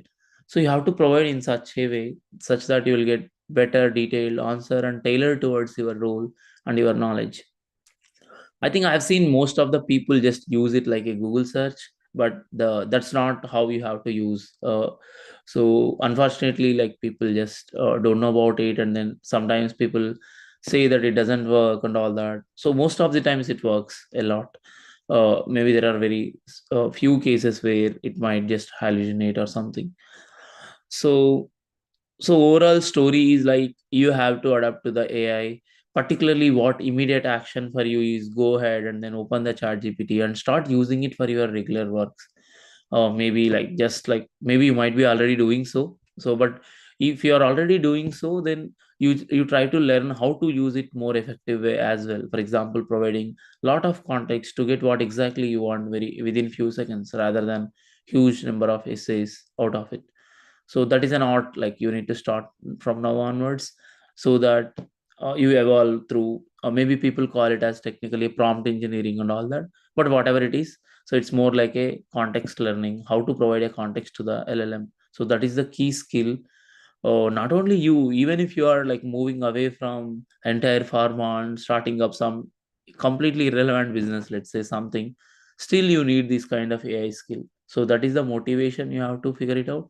So no matter what work you are going to do in next upcoming years, so you have to know how to use these tools effectively. It's more like a mentor sitting right beside you, who answers every question with a patiently, without getting bored, and in a nicer way, and a style you want in which style you want to explain it that way.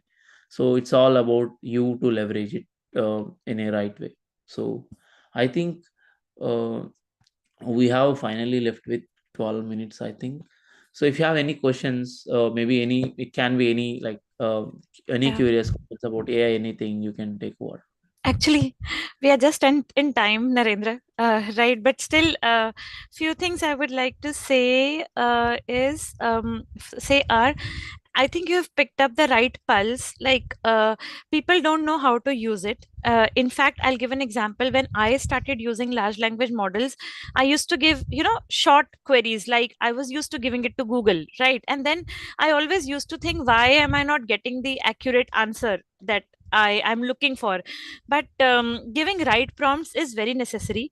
Sometimes many of us don't give it to the large language models, and we end up saying, why am I not getting the right answer? Why is the large language model wrong? Is it hallucinating? So the key is, as you said, start using it in the right way.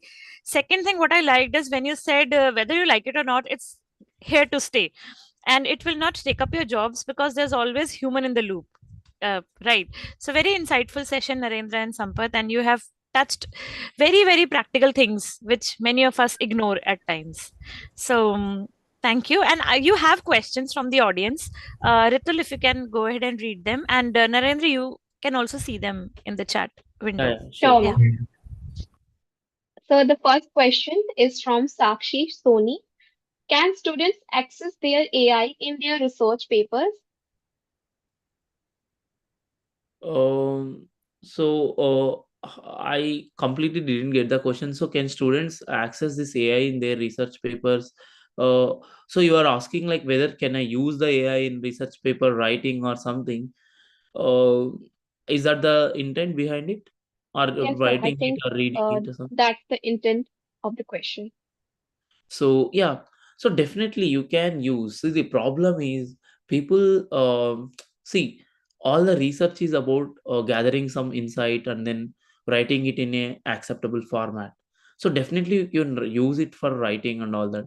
But again, the question is, still you need a researcher in you who still write a state the problem statement. Maybe you can seek the help or how to come up with the problem statement from the AI. So I know, I think the way you are coming from, if I am not right, like people, can I, if I use AI and write a research paper, can people say whether it is written by chat GPT, what did you do, or like all this kind of, maybe I don't know if you are coming from that. So you can use, but the problem is still you have, as a human intelligence is needed. So for example, let's say what topic you need to pick, what kind of intuition you have, what kind of insight you are getting. To get that is also you can use the chat gpt, but still as a real intelligence of the human should be there. And then and then maybe to present it in a nicer way, to express your thoughts in a nicer way, to express your results in a nicer way, maybe you can leverage the AI there. And also to understand the problem space you can do. But once you understand the problem space, coming with a real problem and real solution at high level is pretty important in this space. And then once you do that, you leverage for all other monotonous tasks, you can use the AI. So I think don't go into that debate kind of thing. Okay, if I use AI for writing, people may get think it is bad and all that. So, but the question is whether you know about what you have written. So I have seen many people, maybe I don't know in this domain, people write research paper and he doesn't know anything about it himself. So that is the cases emerging up. So people just ask GPT to write some paper, and they don't even know full knowledge on it, and then just submit it and then expect it to be get it through, and which is kind of a still a bad situation to be, because you have to know still LLM while writing it, it can add a lot of other insights. So still there is a human expertise how to drive it, that part, that small piece you should not lose. uh, so it will only give a real output or materialistic output for the thought you have in your mind. It's not like it can only think and then write and then. So I think that is still possible, but the question is you have better visibility there than an LLM does. So the second question is from Kabirul Arif. As a fresher aiming to build a career in fields like medical affairs, HEOR, or clinical research, many roles are now getting automated by AI. What mindset or skills should be developed to stay relevant in this changing scenario? Please answer or give an overview on this if anyone would like to share. I think, yeah, that is very much true. Of course, we get annoyed, right? Even if I am in your place right now, I will get annoyed because I'm studying it. Most of the jobs are taken away by, like, some of the jobs are automated by AI. So whether there are enough jobs to do it or and all that. So again, like, yeah, it's a harsh truth. Like, even if you kind of present it in nicer way, so you have to accept it, because same thing happened when computer was invented, and typewriters were doing some rallies across global streets to ban computer. But what you have seen today, like every household is having, like every industry or every household or every person on the earth who is like working for certain business or something is having a laptop in at their home to do various tasks very quickly. So so the point is, first point, change your perspective. Don't kind of bring your hatred towards AI or something. It's very natural, like for a human. But the first point is, the same thing happened many decades ago as well. Like few decades ago, the typewriters was completely replaced by computers today. So what happened to them? So the new roles will emerge. So it's an interesting and good question. Again, like what we have to do now, like, so first thing, the mindset should be like this: you have to adapt to AI. Don't hate it or hate because just because it is doing something. So first you passionately adapt to it, and then while adapting, particularly I told you, right, first learn very small skill, learn how to use it. So don't think like I think like frankly, I think Richa shared it out right out there. So no matter who you are in these, in what level you are, for example, you might be a CEO of Google or CEO of some IQVIA or something, the learning the way to use the LLM is more important for them as well. It's as important for you versus as difficult for them as well. It's not like they know everything. People should start using it. They also learn how to use, because it's something completely came up newly. So you have to know what are the weaknesses of it, how to use it, how to write it. That skill itself is a time taking process. I think that one skill will the one skill you should develop like pretty surely, no matter whether you stay in pharma or out of pharma or anywhere, like that skill is like mandatory for you. So no matter where you go. So on the coming back to one small point, like finally the changing roles also demands very different view from human perspective. So you have to very vigilant about what kind of errors it will do, what are the weaknesses of this, particularly while doing MLM. So you have to identify patterns as such, and then keep intuition around it in your role, and then try to quickly identify the gaps in the AI. So then, and then how to use, and then how to identify quickly the gaps in AI or generated output is the two key skills you have to do. But of course, the second skill, identifying gaps on the output of AI, you have still time, right? Because once you come out, you go through the training and all that. But the other part, the how to use part, I think you don't have time. Like you have to start today, kind of on that. So I hope I answered that. So the third question is from Mirza Aminur Rahman. So which skill should pharmacy or healthcare professional learn to stay competitive and relevant in this new era of artificial intelligence? So I think it's very similar to the previous question, but again, the two important skills I highlighted was how to use it effectively for any task. So maybe there are hundreds of free courses, prompt engineering and all that. So you go through it, people will tell a lot of it, but the my best way of learning is you experiment it. You just go through the basic instructions, how to use, how to not to use the chat GPT, and then you experiment it, and while doing it you learn a lot, right? So it's more like you keeping a conscious effort to do it. Particularly how to use is a very big thing, even for the, like you can say, very experienced professionals out there in the world. They have to go through this skill. So for you as a student, this is even more critical for you to go to earn that skill very initial stages of your career, and even before you start. So that is one big skill you have to use. People think that okay, you just write a line and then you get the answer, what to learn in this. So but that's not the case. But let's say if you're reading a 20-page article, you need exact one insight. How will you write it about your context, what's going on in your mind? You explain it to the LLM so that it will give you what exactly you want. uh, the insight means, like for example, what exactly you are looking for. So telling it the situation, task, and then context of you, and then context of it, all that is not so easy. You have to do it a lot of practical conversations with it. Over a period you will get it, kind of thing. Yeah.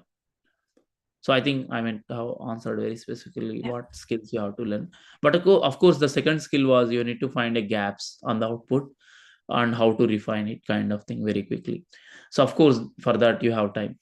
So maybe let's. I think I have given enough information on that. I think, Ritul, in the interest of time, we can thank Narendra and Sampath. Thank you so much, Narendra and Sampath, for the wonderful session. We thoroughly enjoyed.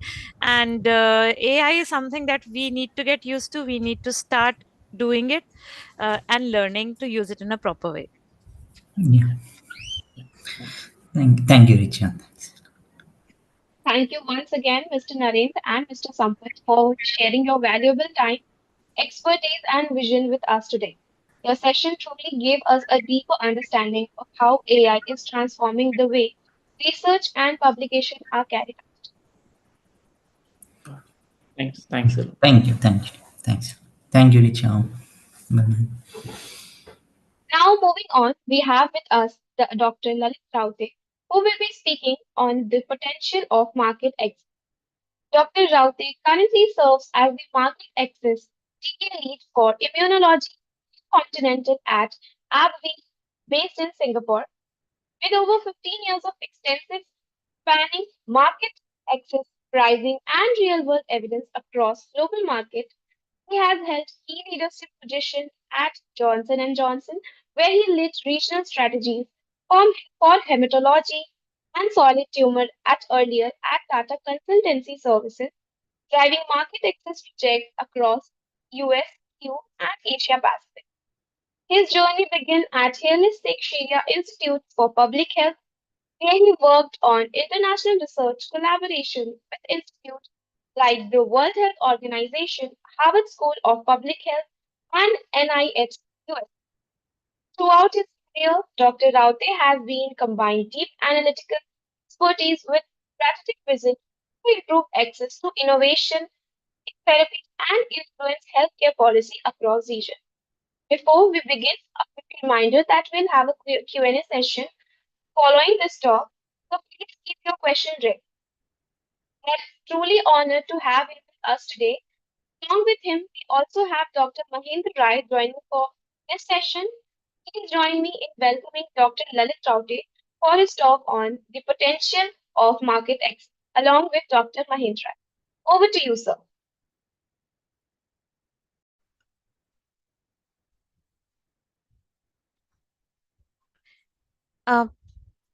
Hi, Dr. Lalit. Can you hear us? I think we need to make him co-host. Done. Can you unmute yourself? Yeah, I can do that now. Thank you. Yeah, thank you. Thank you so much, Ritul. And thank you so much for all the organizing committee for inviting me here, especially Dr. Richa. Thank you so much for inviting me and part of this esteemed conference to be speaking at. And I really appreciate your leadership nationally, internationally to the HEOR field. So thank you so much and happy to be part of this. So what I'll go through is I'll just share my screen first.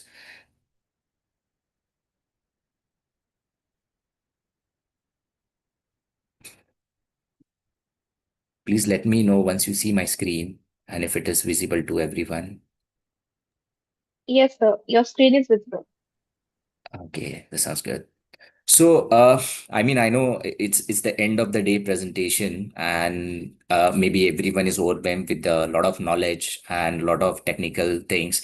What I'll be doing is I will be talking more about as an mega and market access person, that how these technical things can be utilized in the real world scenarios in the pharmaceutical industry. That everyone that we are working into the pharma industry or some delivery organizations where they are utilizing pharma industry as their clients. So what I would be doing is I would be mainly focusing on the aspect where that you can be utilizing these kind of a knowledge to the pharmaceutical industry. First, the most importantly is a disclaimer about from my side. It is these opinions are from my personal side. Whatever presentation I'm making is solely based on my personal views, and my company does not guarantee the accuracy and reliability of this information. If I go ahead and really talk about first, most importantly, is what actually the market access is. People keep using this terminology all over the world, in a different countries, in a different intercontinental things, or even into the consulting or even into the academics environment. However, market access, for someone who is working more than a decade on this line, is more about the simplest thing is to getting the access of these medicines to the patients. Say, for example, if I really talk about in organization, whether it's really on a function or its strategy, I would go ahead more about the strategy. If you really look forward, if you people are working into the pharmaceutical industry, where you find there are a lot of people working into the marketings, commercial roles, or even the medical affair roles, or even different kind of end roles. But you see there are very small team members which are particularly dedicated to the market access as well as the pricing. If I really talk about the market access as a front, it's more about working on a which market that you are working in. Are you based in India, or you're based in Russia, or you are based in market access part of a Japan team, or you're based part of the Germany team? So it's depend on that what kind of work you are doing. So some of my slides I will take you over and we'll talk about it. Mostly for me, the market access is more about is the broad terminology where actually the market access team looks into many different aspects. Is like how do you assess the impact that any newly introduced drug into the market, what kind of an effect or what kind of an changes would have on the healthcare markets, or maybe it's like the effect that changing healthcare market could have on the new drug. So it's depend on like, and what we really talk about in the HTA environment where there is a payer means the reimbursement budget where government pays to the patients, that we are really looking for that what government needs it, what is the value for money. You may have the miracle drug in your hand and you say, okay, this is my miracle drug, this would change the trajectory of the disease. But if the government or if the payer who is gonna take these medicines is not convinced with your value stories, there is nothing in it. So it's like it's your value story is always what pursued by the payers and not pursued by you as a manufacturer or you as a lab who is inventing this molecule. And then maybe sometimes like you really don't know how this product has an effect, and then that product goes into the market that comes with a lot of multiple indications for the oncology or like the metabolic diseases or infectious diseases, and that change the trajectory of the disease. So these kind of changes what really perceive in the market, how the markets look like, and then most importantly, how does my pricing looks like. It is all decided by the market access team members which are internally here. So believe me, like this is a really an interesting field that someone could be getting into the pharmaceutical industry. If I really talk about what exactly the market access is, that's what I said. It's access of medicines to the patients. It's all about what benefits you are getting to the patient.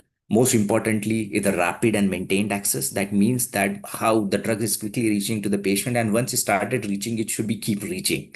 That's like one point of time. It should not be getting out of the stock, or maybe say for example, it is not available, or maybe the drug is not manufactured. That's kind of a thing. And then most importantly, what market access does is getting into the pricing. So at the right price point, I will talk about it later, how this pricing really affects when you really talk about the price points. So what really we do into the market access is what you people are really hearing from all your expert that HEOR experts are coming to this conferences, like talking around certain things. It's more about like getting into the HEOR, working on the RWE, working on your literature reviews. But how does that help? How does that help me as an internally to the pharmaceutical industry or someone who is working into the market access team within the organization? So it's most importantly is whatever I was talking about is value is always by the payer, how government is looking into it, or maybe what patient is looking into it. Say, for example, in India, we pay from our pocket for the medicine. So for me, the payer is a patient. So what my patient is really looking for. So what I really identify the value of particular medicine is what my patient is looking for or what my payer is looking for. That's what I called about the value identification stages where you really work into.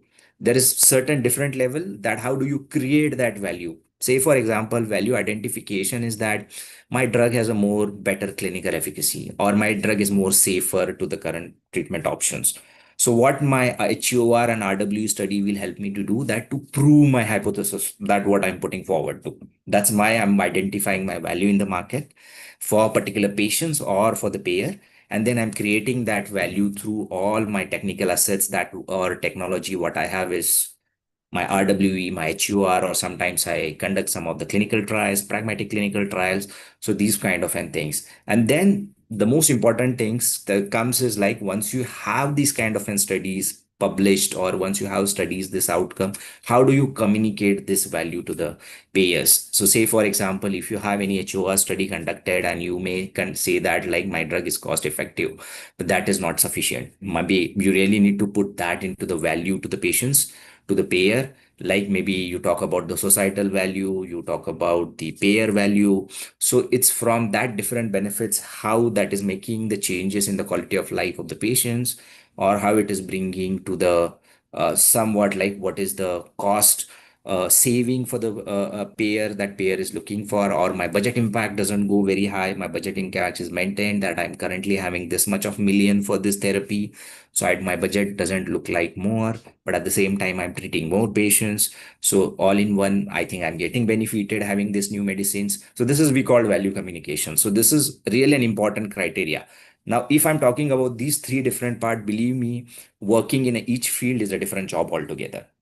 So you really need to be thinking around, okay, where I should be going into, whether I should be identifying the value, should I be in the field or in the frontliner, or I should be sitting in the work and that working on creating these values, or maybe I'm the one who is going and talking to the payer or to the patients and communicating this value.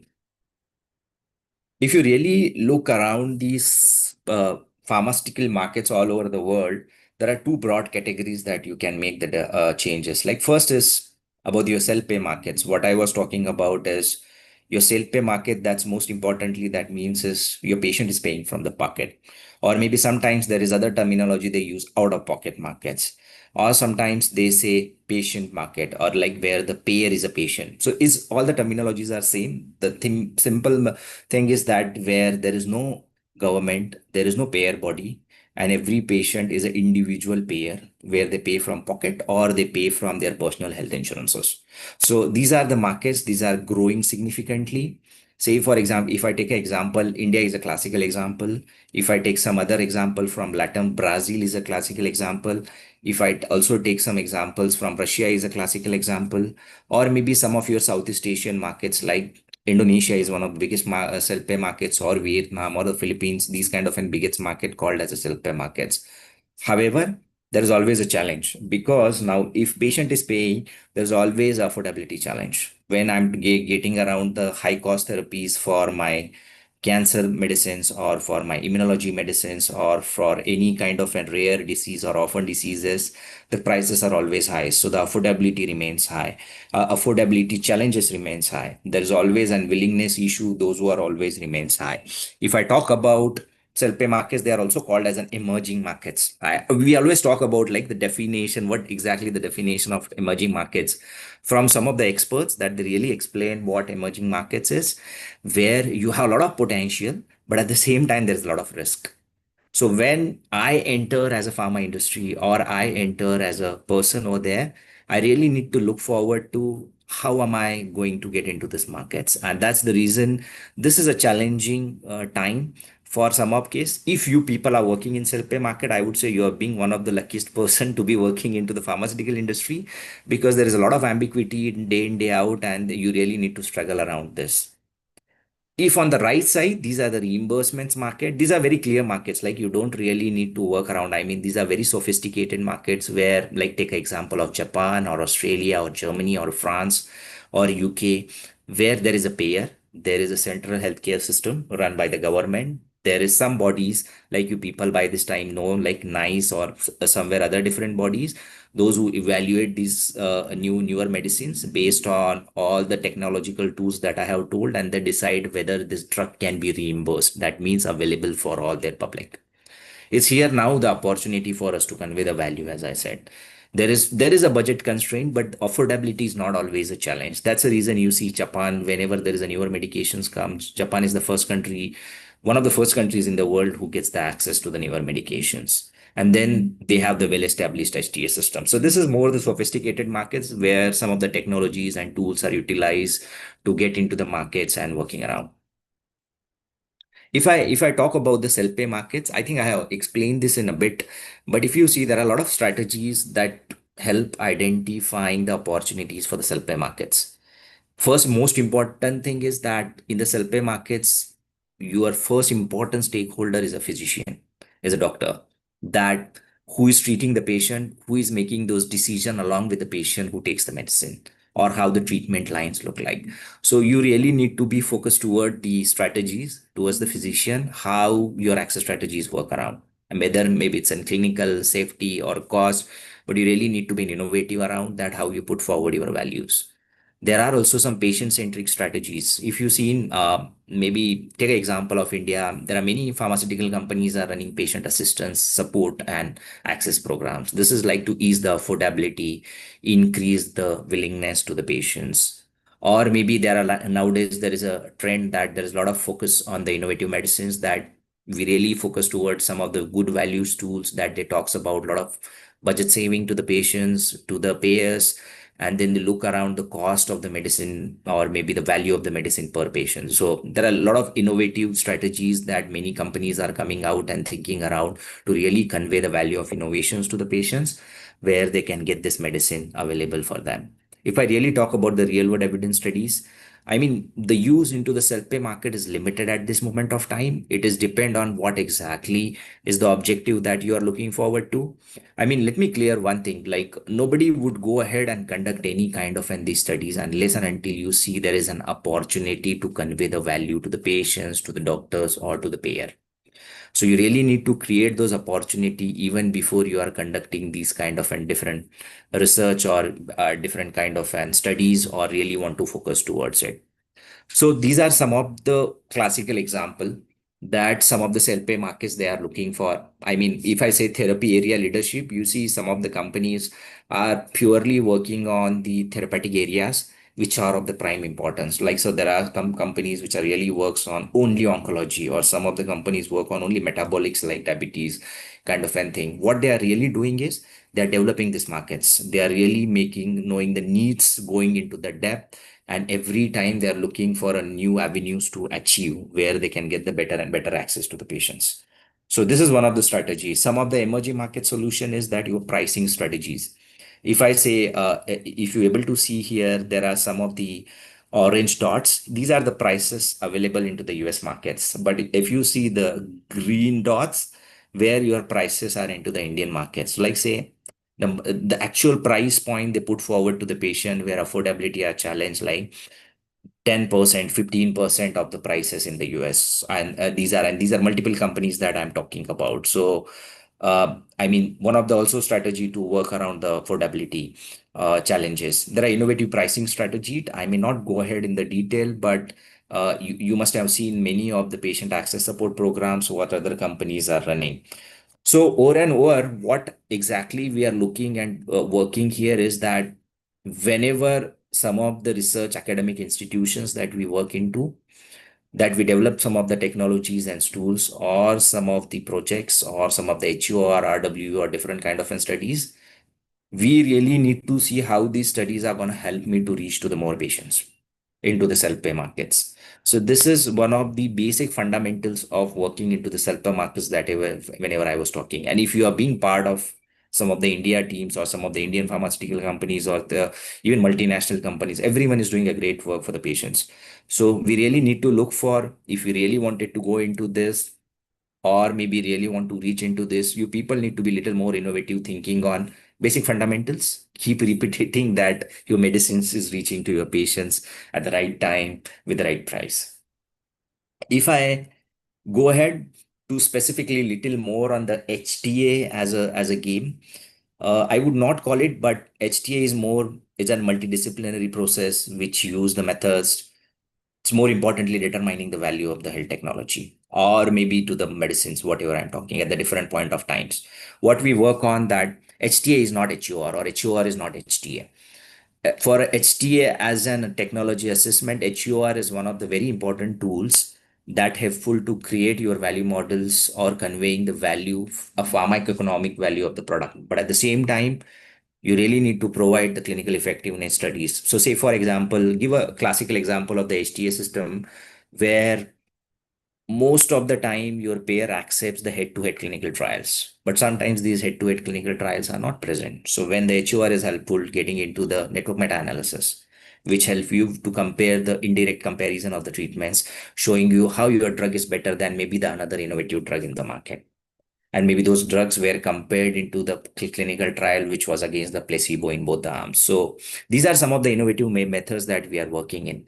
Sometimes, like, you go to one of the countries, and then country says that I don't, I mean, I read your clinical trial, but there is no subpopulation of my country into you. I don't see any Asian population per se.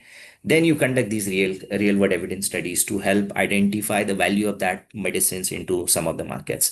So these are some of the classical examples where how you bring in the value again from the payer perspective for that particular HTA methods. Sometimes it is also very important to look at the wider implication on the patient or maybe caregivers on the society. Say, for example, mental disorders. If you really work on the mental disorders medicines, say, for example, if they reduces significant relapses, there is a lot of saving on the hospitalization on the relapse. That really is a huge cost saving to the institution, but at the same time, it's also a better quality of life to the patients. So look at like we are looking at it from the fundamental, like the overall perspective. We are not just looking at the pharmacoeconomic or just the clinical safety or just the benefit to the patients or to the society from the cost perspective. So it's all in one. It's a complete package that you submit for your medicine, and then you look for, okay, these kind of value propositions are helpful for me to get the access or get my drug reimbursed into the different systems. If I look for the different taxonomies of the HTA models, I would not go in the detail. This is just for your eyes, where these HTA markets are again go into the deeper side and are divided broadly into the three categories. The first most important is a clinical benefit assessment, that some of the country purely looks for what is the clinical benefit of this medicines to my patients. If you look for the HTA submit, HTA kind of an setup into these countries, go read it. This is real and wonderful thing. Like France, there are like ASMR ratings that they call ASMR 1, 2, 3, 4, 5. I think there are 5 ratings for the into the France, and how the drugs can get reimbursed based on the major to moderate kind of an efficacy compared to the comparators. So they are really looking for the clinical benefits over the current or if you are the based in and the first in class, they are really looking for these kind of and value propositions from your side. If comes to the clinical and cost effectiveness, maybe these are some of the European examples. If I give the cost effectiveness example from Asia, which is more the Australia. If you go to Australia, it's more about PBAC has the cost effectiveness. Then it's critically goes to the HEOR, talking about ICER, talking about what is your clinical value, and then talking about the cost effectiveness per collie. All these kind of and result, they really matter. And then they really goes to the, if the drug is not efficacy, it goes to the cost minimization kind of and matters. So here HEOR plays a critical role kind of an cost effectiveness market, where it's really supporting these kind of and value propositions to get into the markets. And the third one is the value based, where it's more open, and maybe it's more the cross of both the things, where they look for the clinical benefit as well as the cost benefit, and they're really looking for the innovative solutions. I'll give you the one of the interesting solution called outcome based models. So outcome based models is that I will be only paying for your medications if that medication has some effect on my patient and that is measurable. So these are kind of an interesting thing. You go read it. I like, because of the time constraint, I would not go in maybe able to detail into this, but value-based medication is a new time. If you are in the HOR or if you are into the different part of the world, maybe you go look into the deeper what exactly the value-based pricing models are and how products are getting priced. Sometimes there is a simple thing like volume-based pricing. Like if you take one, I will give you 20%. If you give me two, I'll give you 30%. So these kind of things works around.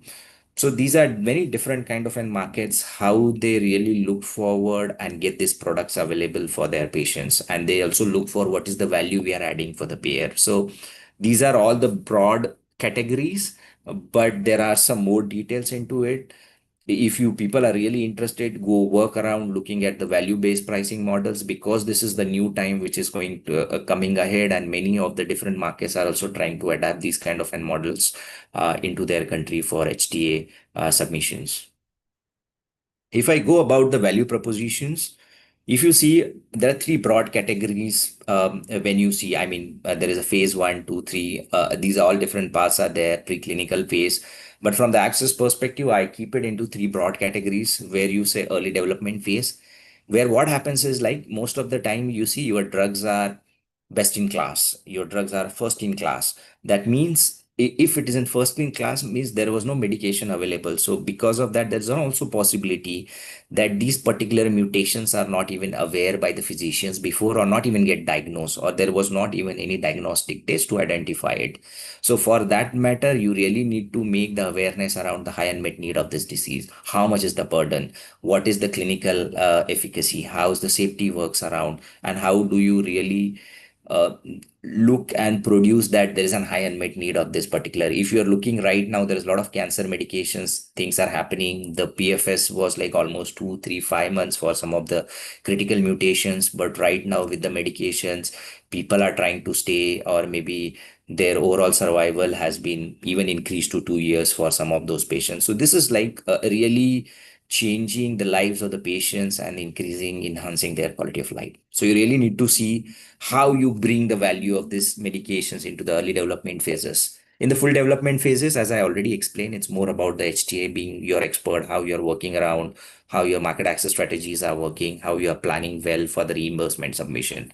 And then again, on the launch phase, you are focusing on the health benefits of the treatment, how this product is improving or on standard of care. I mean, even after you get the reimbursement, there is always the part which is that you make aware your physicians, your patients about the innovative medicines which are available in the markets. So your work never finishes. And at the same time, you're bringing with only one mission, that your medicines are reaching to the needy patients at the same point of time. If I look, I mean, this is the market access dilemma. Like whenever there is a new uh, era is coming, people are talking about more the things like, I mean, the first most important thing for any medication is like your safety should be at the better part. Like maybe I would keep efficacy at the second, because unless and until your drug safe, I cannot give it to the patients.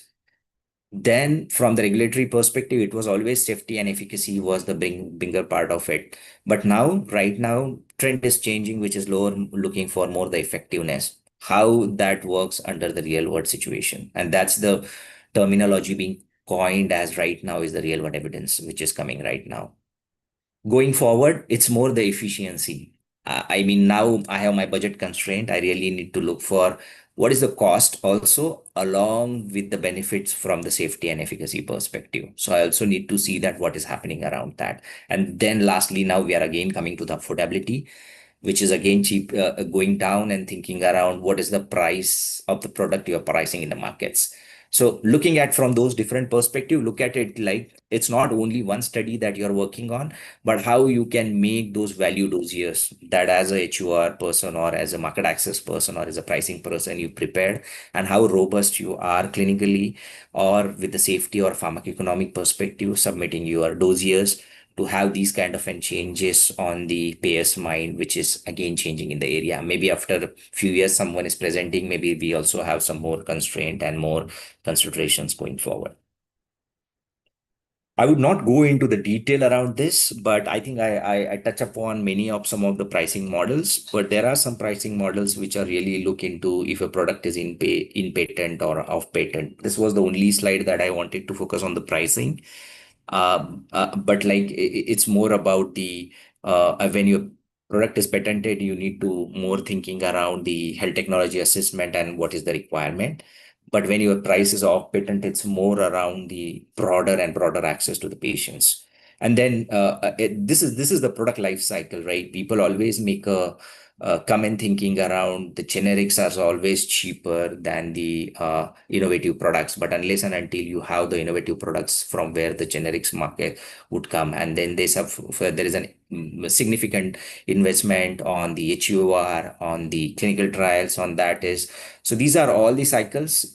If you are into the healthcare industry, you really need to understand it better, that what are the benefits and how these medicines comes into the market. Some of you are also working into the clinical trials, which is also one of the important area where everybody is working around and coming out with the innovative solutions that products gets patent, and after that if it is off patent, that is also better for the patients, where there is a broader access to the patient. So once you work on the technology behind that, these are all the access part you are working on and looking around the different kind of solutions for the patients. I would not go into the detail. I think you people are much more expert than me into the HTA markets, looking around what is the different kind of things that goes around behind conducting the clinical trial or some of your HEOR studies or RWE studies, and what really you look for. But these are some of the important aspects that you are looking into. So I think I have completed my first part. I was looking at the agenda. There was a lot of thinking around like, okay, what I should be doing as a healthcare professional, or what is my role be into the HEOR, market access, or pricing. I go into the first. This is the only one slide I have. I think there are many more expert I seen on the agenda has delivered already. A lot of talks about what are your career pathways to go into all these kind of a knowledge based thing. I would I would again categorize the things into three basic things. Once you are into your educations, like there is no formal education for market access. There are recent being some of the institutions in the US and UK are giving you these kind of degrees where you are expert into the market access, but primarily people come from public health, HEOR backgrounds, pharmaceutical backgrounds, or someone from the MBA backgrounds, if they have the technical knowledge, comes into the market access era. They firstly mainly works into the pharmaceutical companies. Say for example, even you work into the pharmaceutical industry, there are two distinct kind of and broad categories. First is the commercial organizations that you being part of, like private limited for that particular company, and your job is a day-to-day market access job where you're working with your commercial, medical affairs, sales team members, and you are part of the organization. Your enabling function, you are not into the support function. Enabling function, that means you are on the field and you are working and you are making that difference. But the only difference from the commercial and the medical affair teams is you are bringing the market access expertise, HEOR expertise, RWE expertise, and working around the solutions for your in market or pipeline assets. If you go, there is a second part into the pharma, which is global delivery centers, and you people are much aware. Like there are a lot of global delivery centers I see in India right now, which are based in Bangalore or into the Hyderabad, or as these places where the pharmaceutical MNCs have their bases, and these guys mainly deliver to their commercial organizations worldwide. And but you are particularly as an asset to the company where you are an HEOR subject matter expert. And in the commercial organization, like I work into the commercial organizations where you are being part of the business all the time. However, at the same time, you are working from your main access, market access, and technical perspective. There you're working through. Second part is the consulting companies that you all are aware. Again, there are a lot of great consulting companies, a great support to all over the pharmaceutical organizations over the world, that these experts work with the pharmaceutical organizations, academic organizations, and bring the best out of it from the knowledge and from the technical perspective, because sometimes you lack those kind of and technical expertise internally, or maybe you don't have resources available internally. So it's always that you work in hand to hand with the consulting companies where these experts are working from different companies, and then they deliver it for the thing. So this is more the consulting nature. And third one is the academics that I think we have a lot of organizations here representing. I don't need to talk more about this, but this is more that you need to create the future, that once you are being expert, you need to come out, bring out a lot of expert from you for the future. So these are things that you work around the market access pricing. That's on coming on my mind. I think your other expert must have told you a lot of things, but happy to answer the questions around. Maybe Richa and Phil, I think I finished. So maybe if you have questions, we can go around that. Thanks, Dr. Lalit. What a wonderful session to end day 2 of the conference today. Guys, please feel free to post any questions for Dr. Lalit.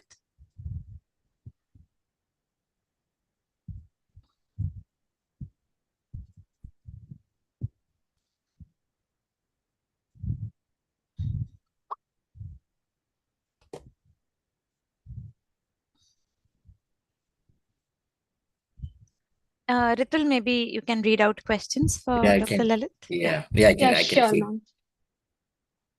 You can see, The right? question, Yeah. Yeah, go ahead, Ritul. Thank you. the question is from Akanksha Verma. Thanks, Dr. Lalit, for an insightful session. You being a market access expert, would you like to understand markets with limited HTA infrastructure? What can be the minimum evidence requirement that can still support pricing and reimbursement discussion?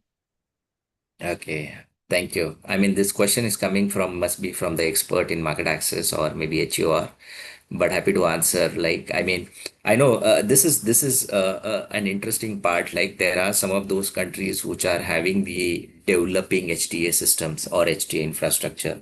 I won't call them as a fully HTA countries. Maybe some of the examples are like Thailand is one of the countries, or maybe the Brazil is one of the countries that they are bringing in. Maybe China was like 7, 8 before was the developing HTA, but they have the fully NRDL system right now. Or maybe India is in the nascent phase right now where we have started working.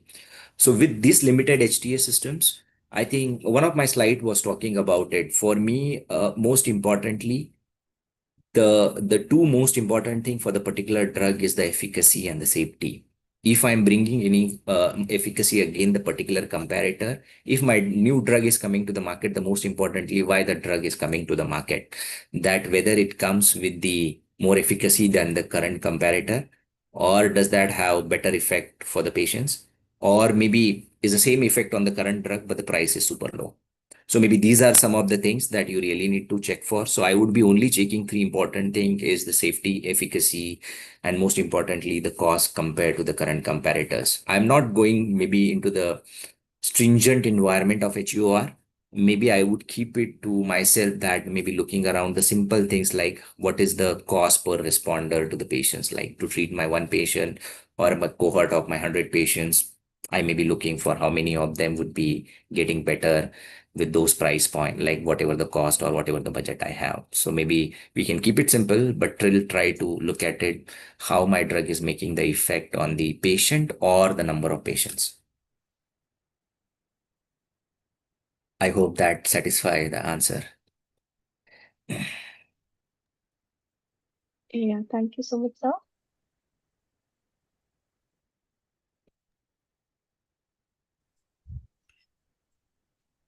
I think with this, Ritul, maybe we can thank Dr. Lalit and close today's session. Yeah. I think there is one more question, Dr. Okay. Richa. Oh, yeah. Yes, Yeah, sure. yeah. Please go ahead. Yeah. So could you please share your personal example where HEOR insight directly influence access for transformational in an emerging markets? I mean, I won't take a name of the company or the product or something just for the confidentiality basis. But I would say definitely. I mean, as I again mentioned, like I'm not going into the stringent cost effectiveness or something, but there was a case where we really look forward to the higher cost of, I mean, if you say the drug to drug cost comparison, the current comparator price was super low compared to the new drug cost, which was super high. And then we really wanted to see what we made is that the cure rate for the newer medication was much better. So what happened is if my cure rate for the pricey medicine is much better, maybe if I am curing 3 or 4 times more patients than the other medication, I would really look forward to the cost per successfully treated patient. So that comes on the lower side. Like, and then we really influenced that with the payer. We had a lot of thing, and then we conducted the study. We showed them the cure rate into the particular patient pool, and then we run simple model, which shows that with the same budget that you are treating, if you get the new drug, you may treat more patients, but you also save the budget because my cure rates are significantly higher. So I would again go look for your safety and efficacy parameters and then work around it. So that would give some classical thing like where in emerging markets where the HTA is not established, you can still try to shape these markets with your influence.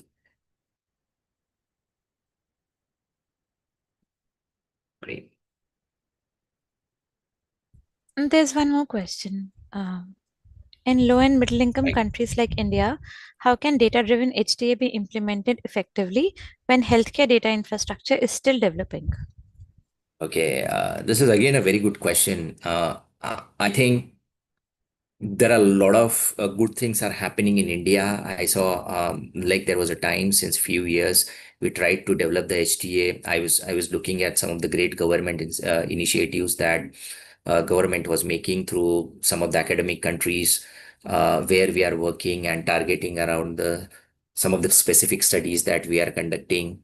So these are some of the things. This is again the developing HTA system. I would say two, three important things that any kind of an institution can do when they are developing HTA system is to learn from others, that how that HTA is working really well in China, or maybe that's really extraordinarily well in Japan or Australia, these part of the world, that how they are bringing in or how they are having their mindset around the cost saving, or maybe is a simple thing like most of the clinical trials all over the world miss the Indian population. So how I can be conducting the real world evidence studies to prove the effectiveness or the efficiency that I was discussing about that.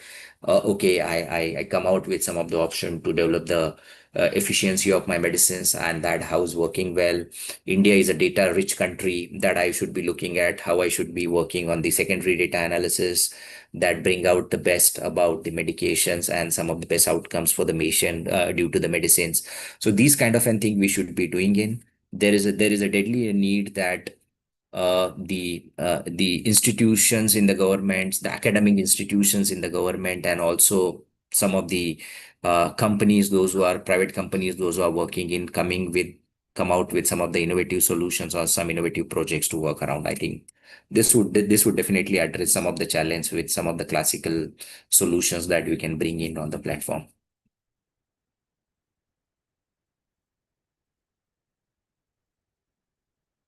Great. Thank you so much, sir. I think there's no more questions in the chat box. Thank you. Thank you so much, Ritul. Thank you so much, Dr. Risha.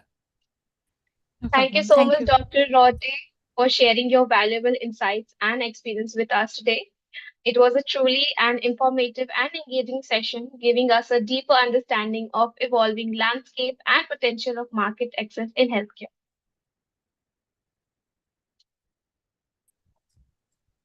With this, we end today's session, and we'll see you all tomorrow for the third and the last day of our conference, 9:30 a.m. IST sharp. See you all. Thank you. A big thank you as well to our organizing committee and audience for making this event such a success. Thank you, and I wish you all a wonderful evening ahead. Please be ready for the last day of the conference tomorrow at 9:30. Thank you so much.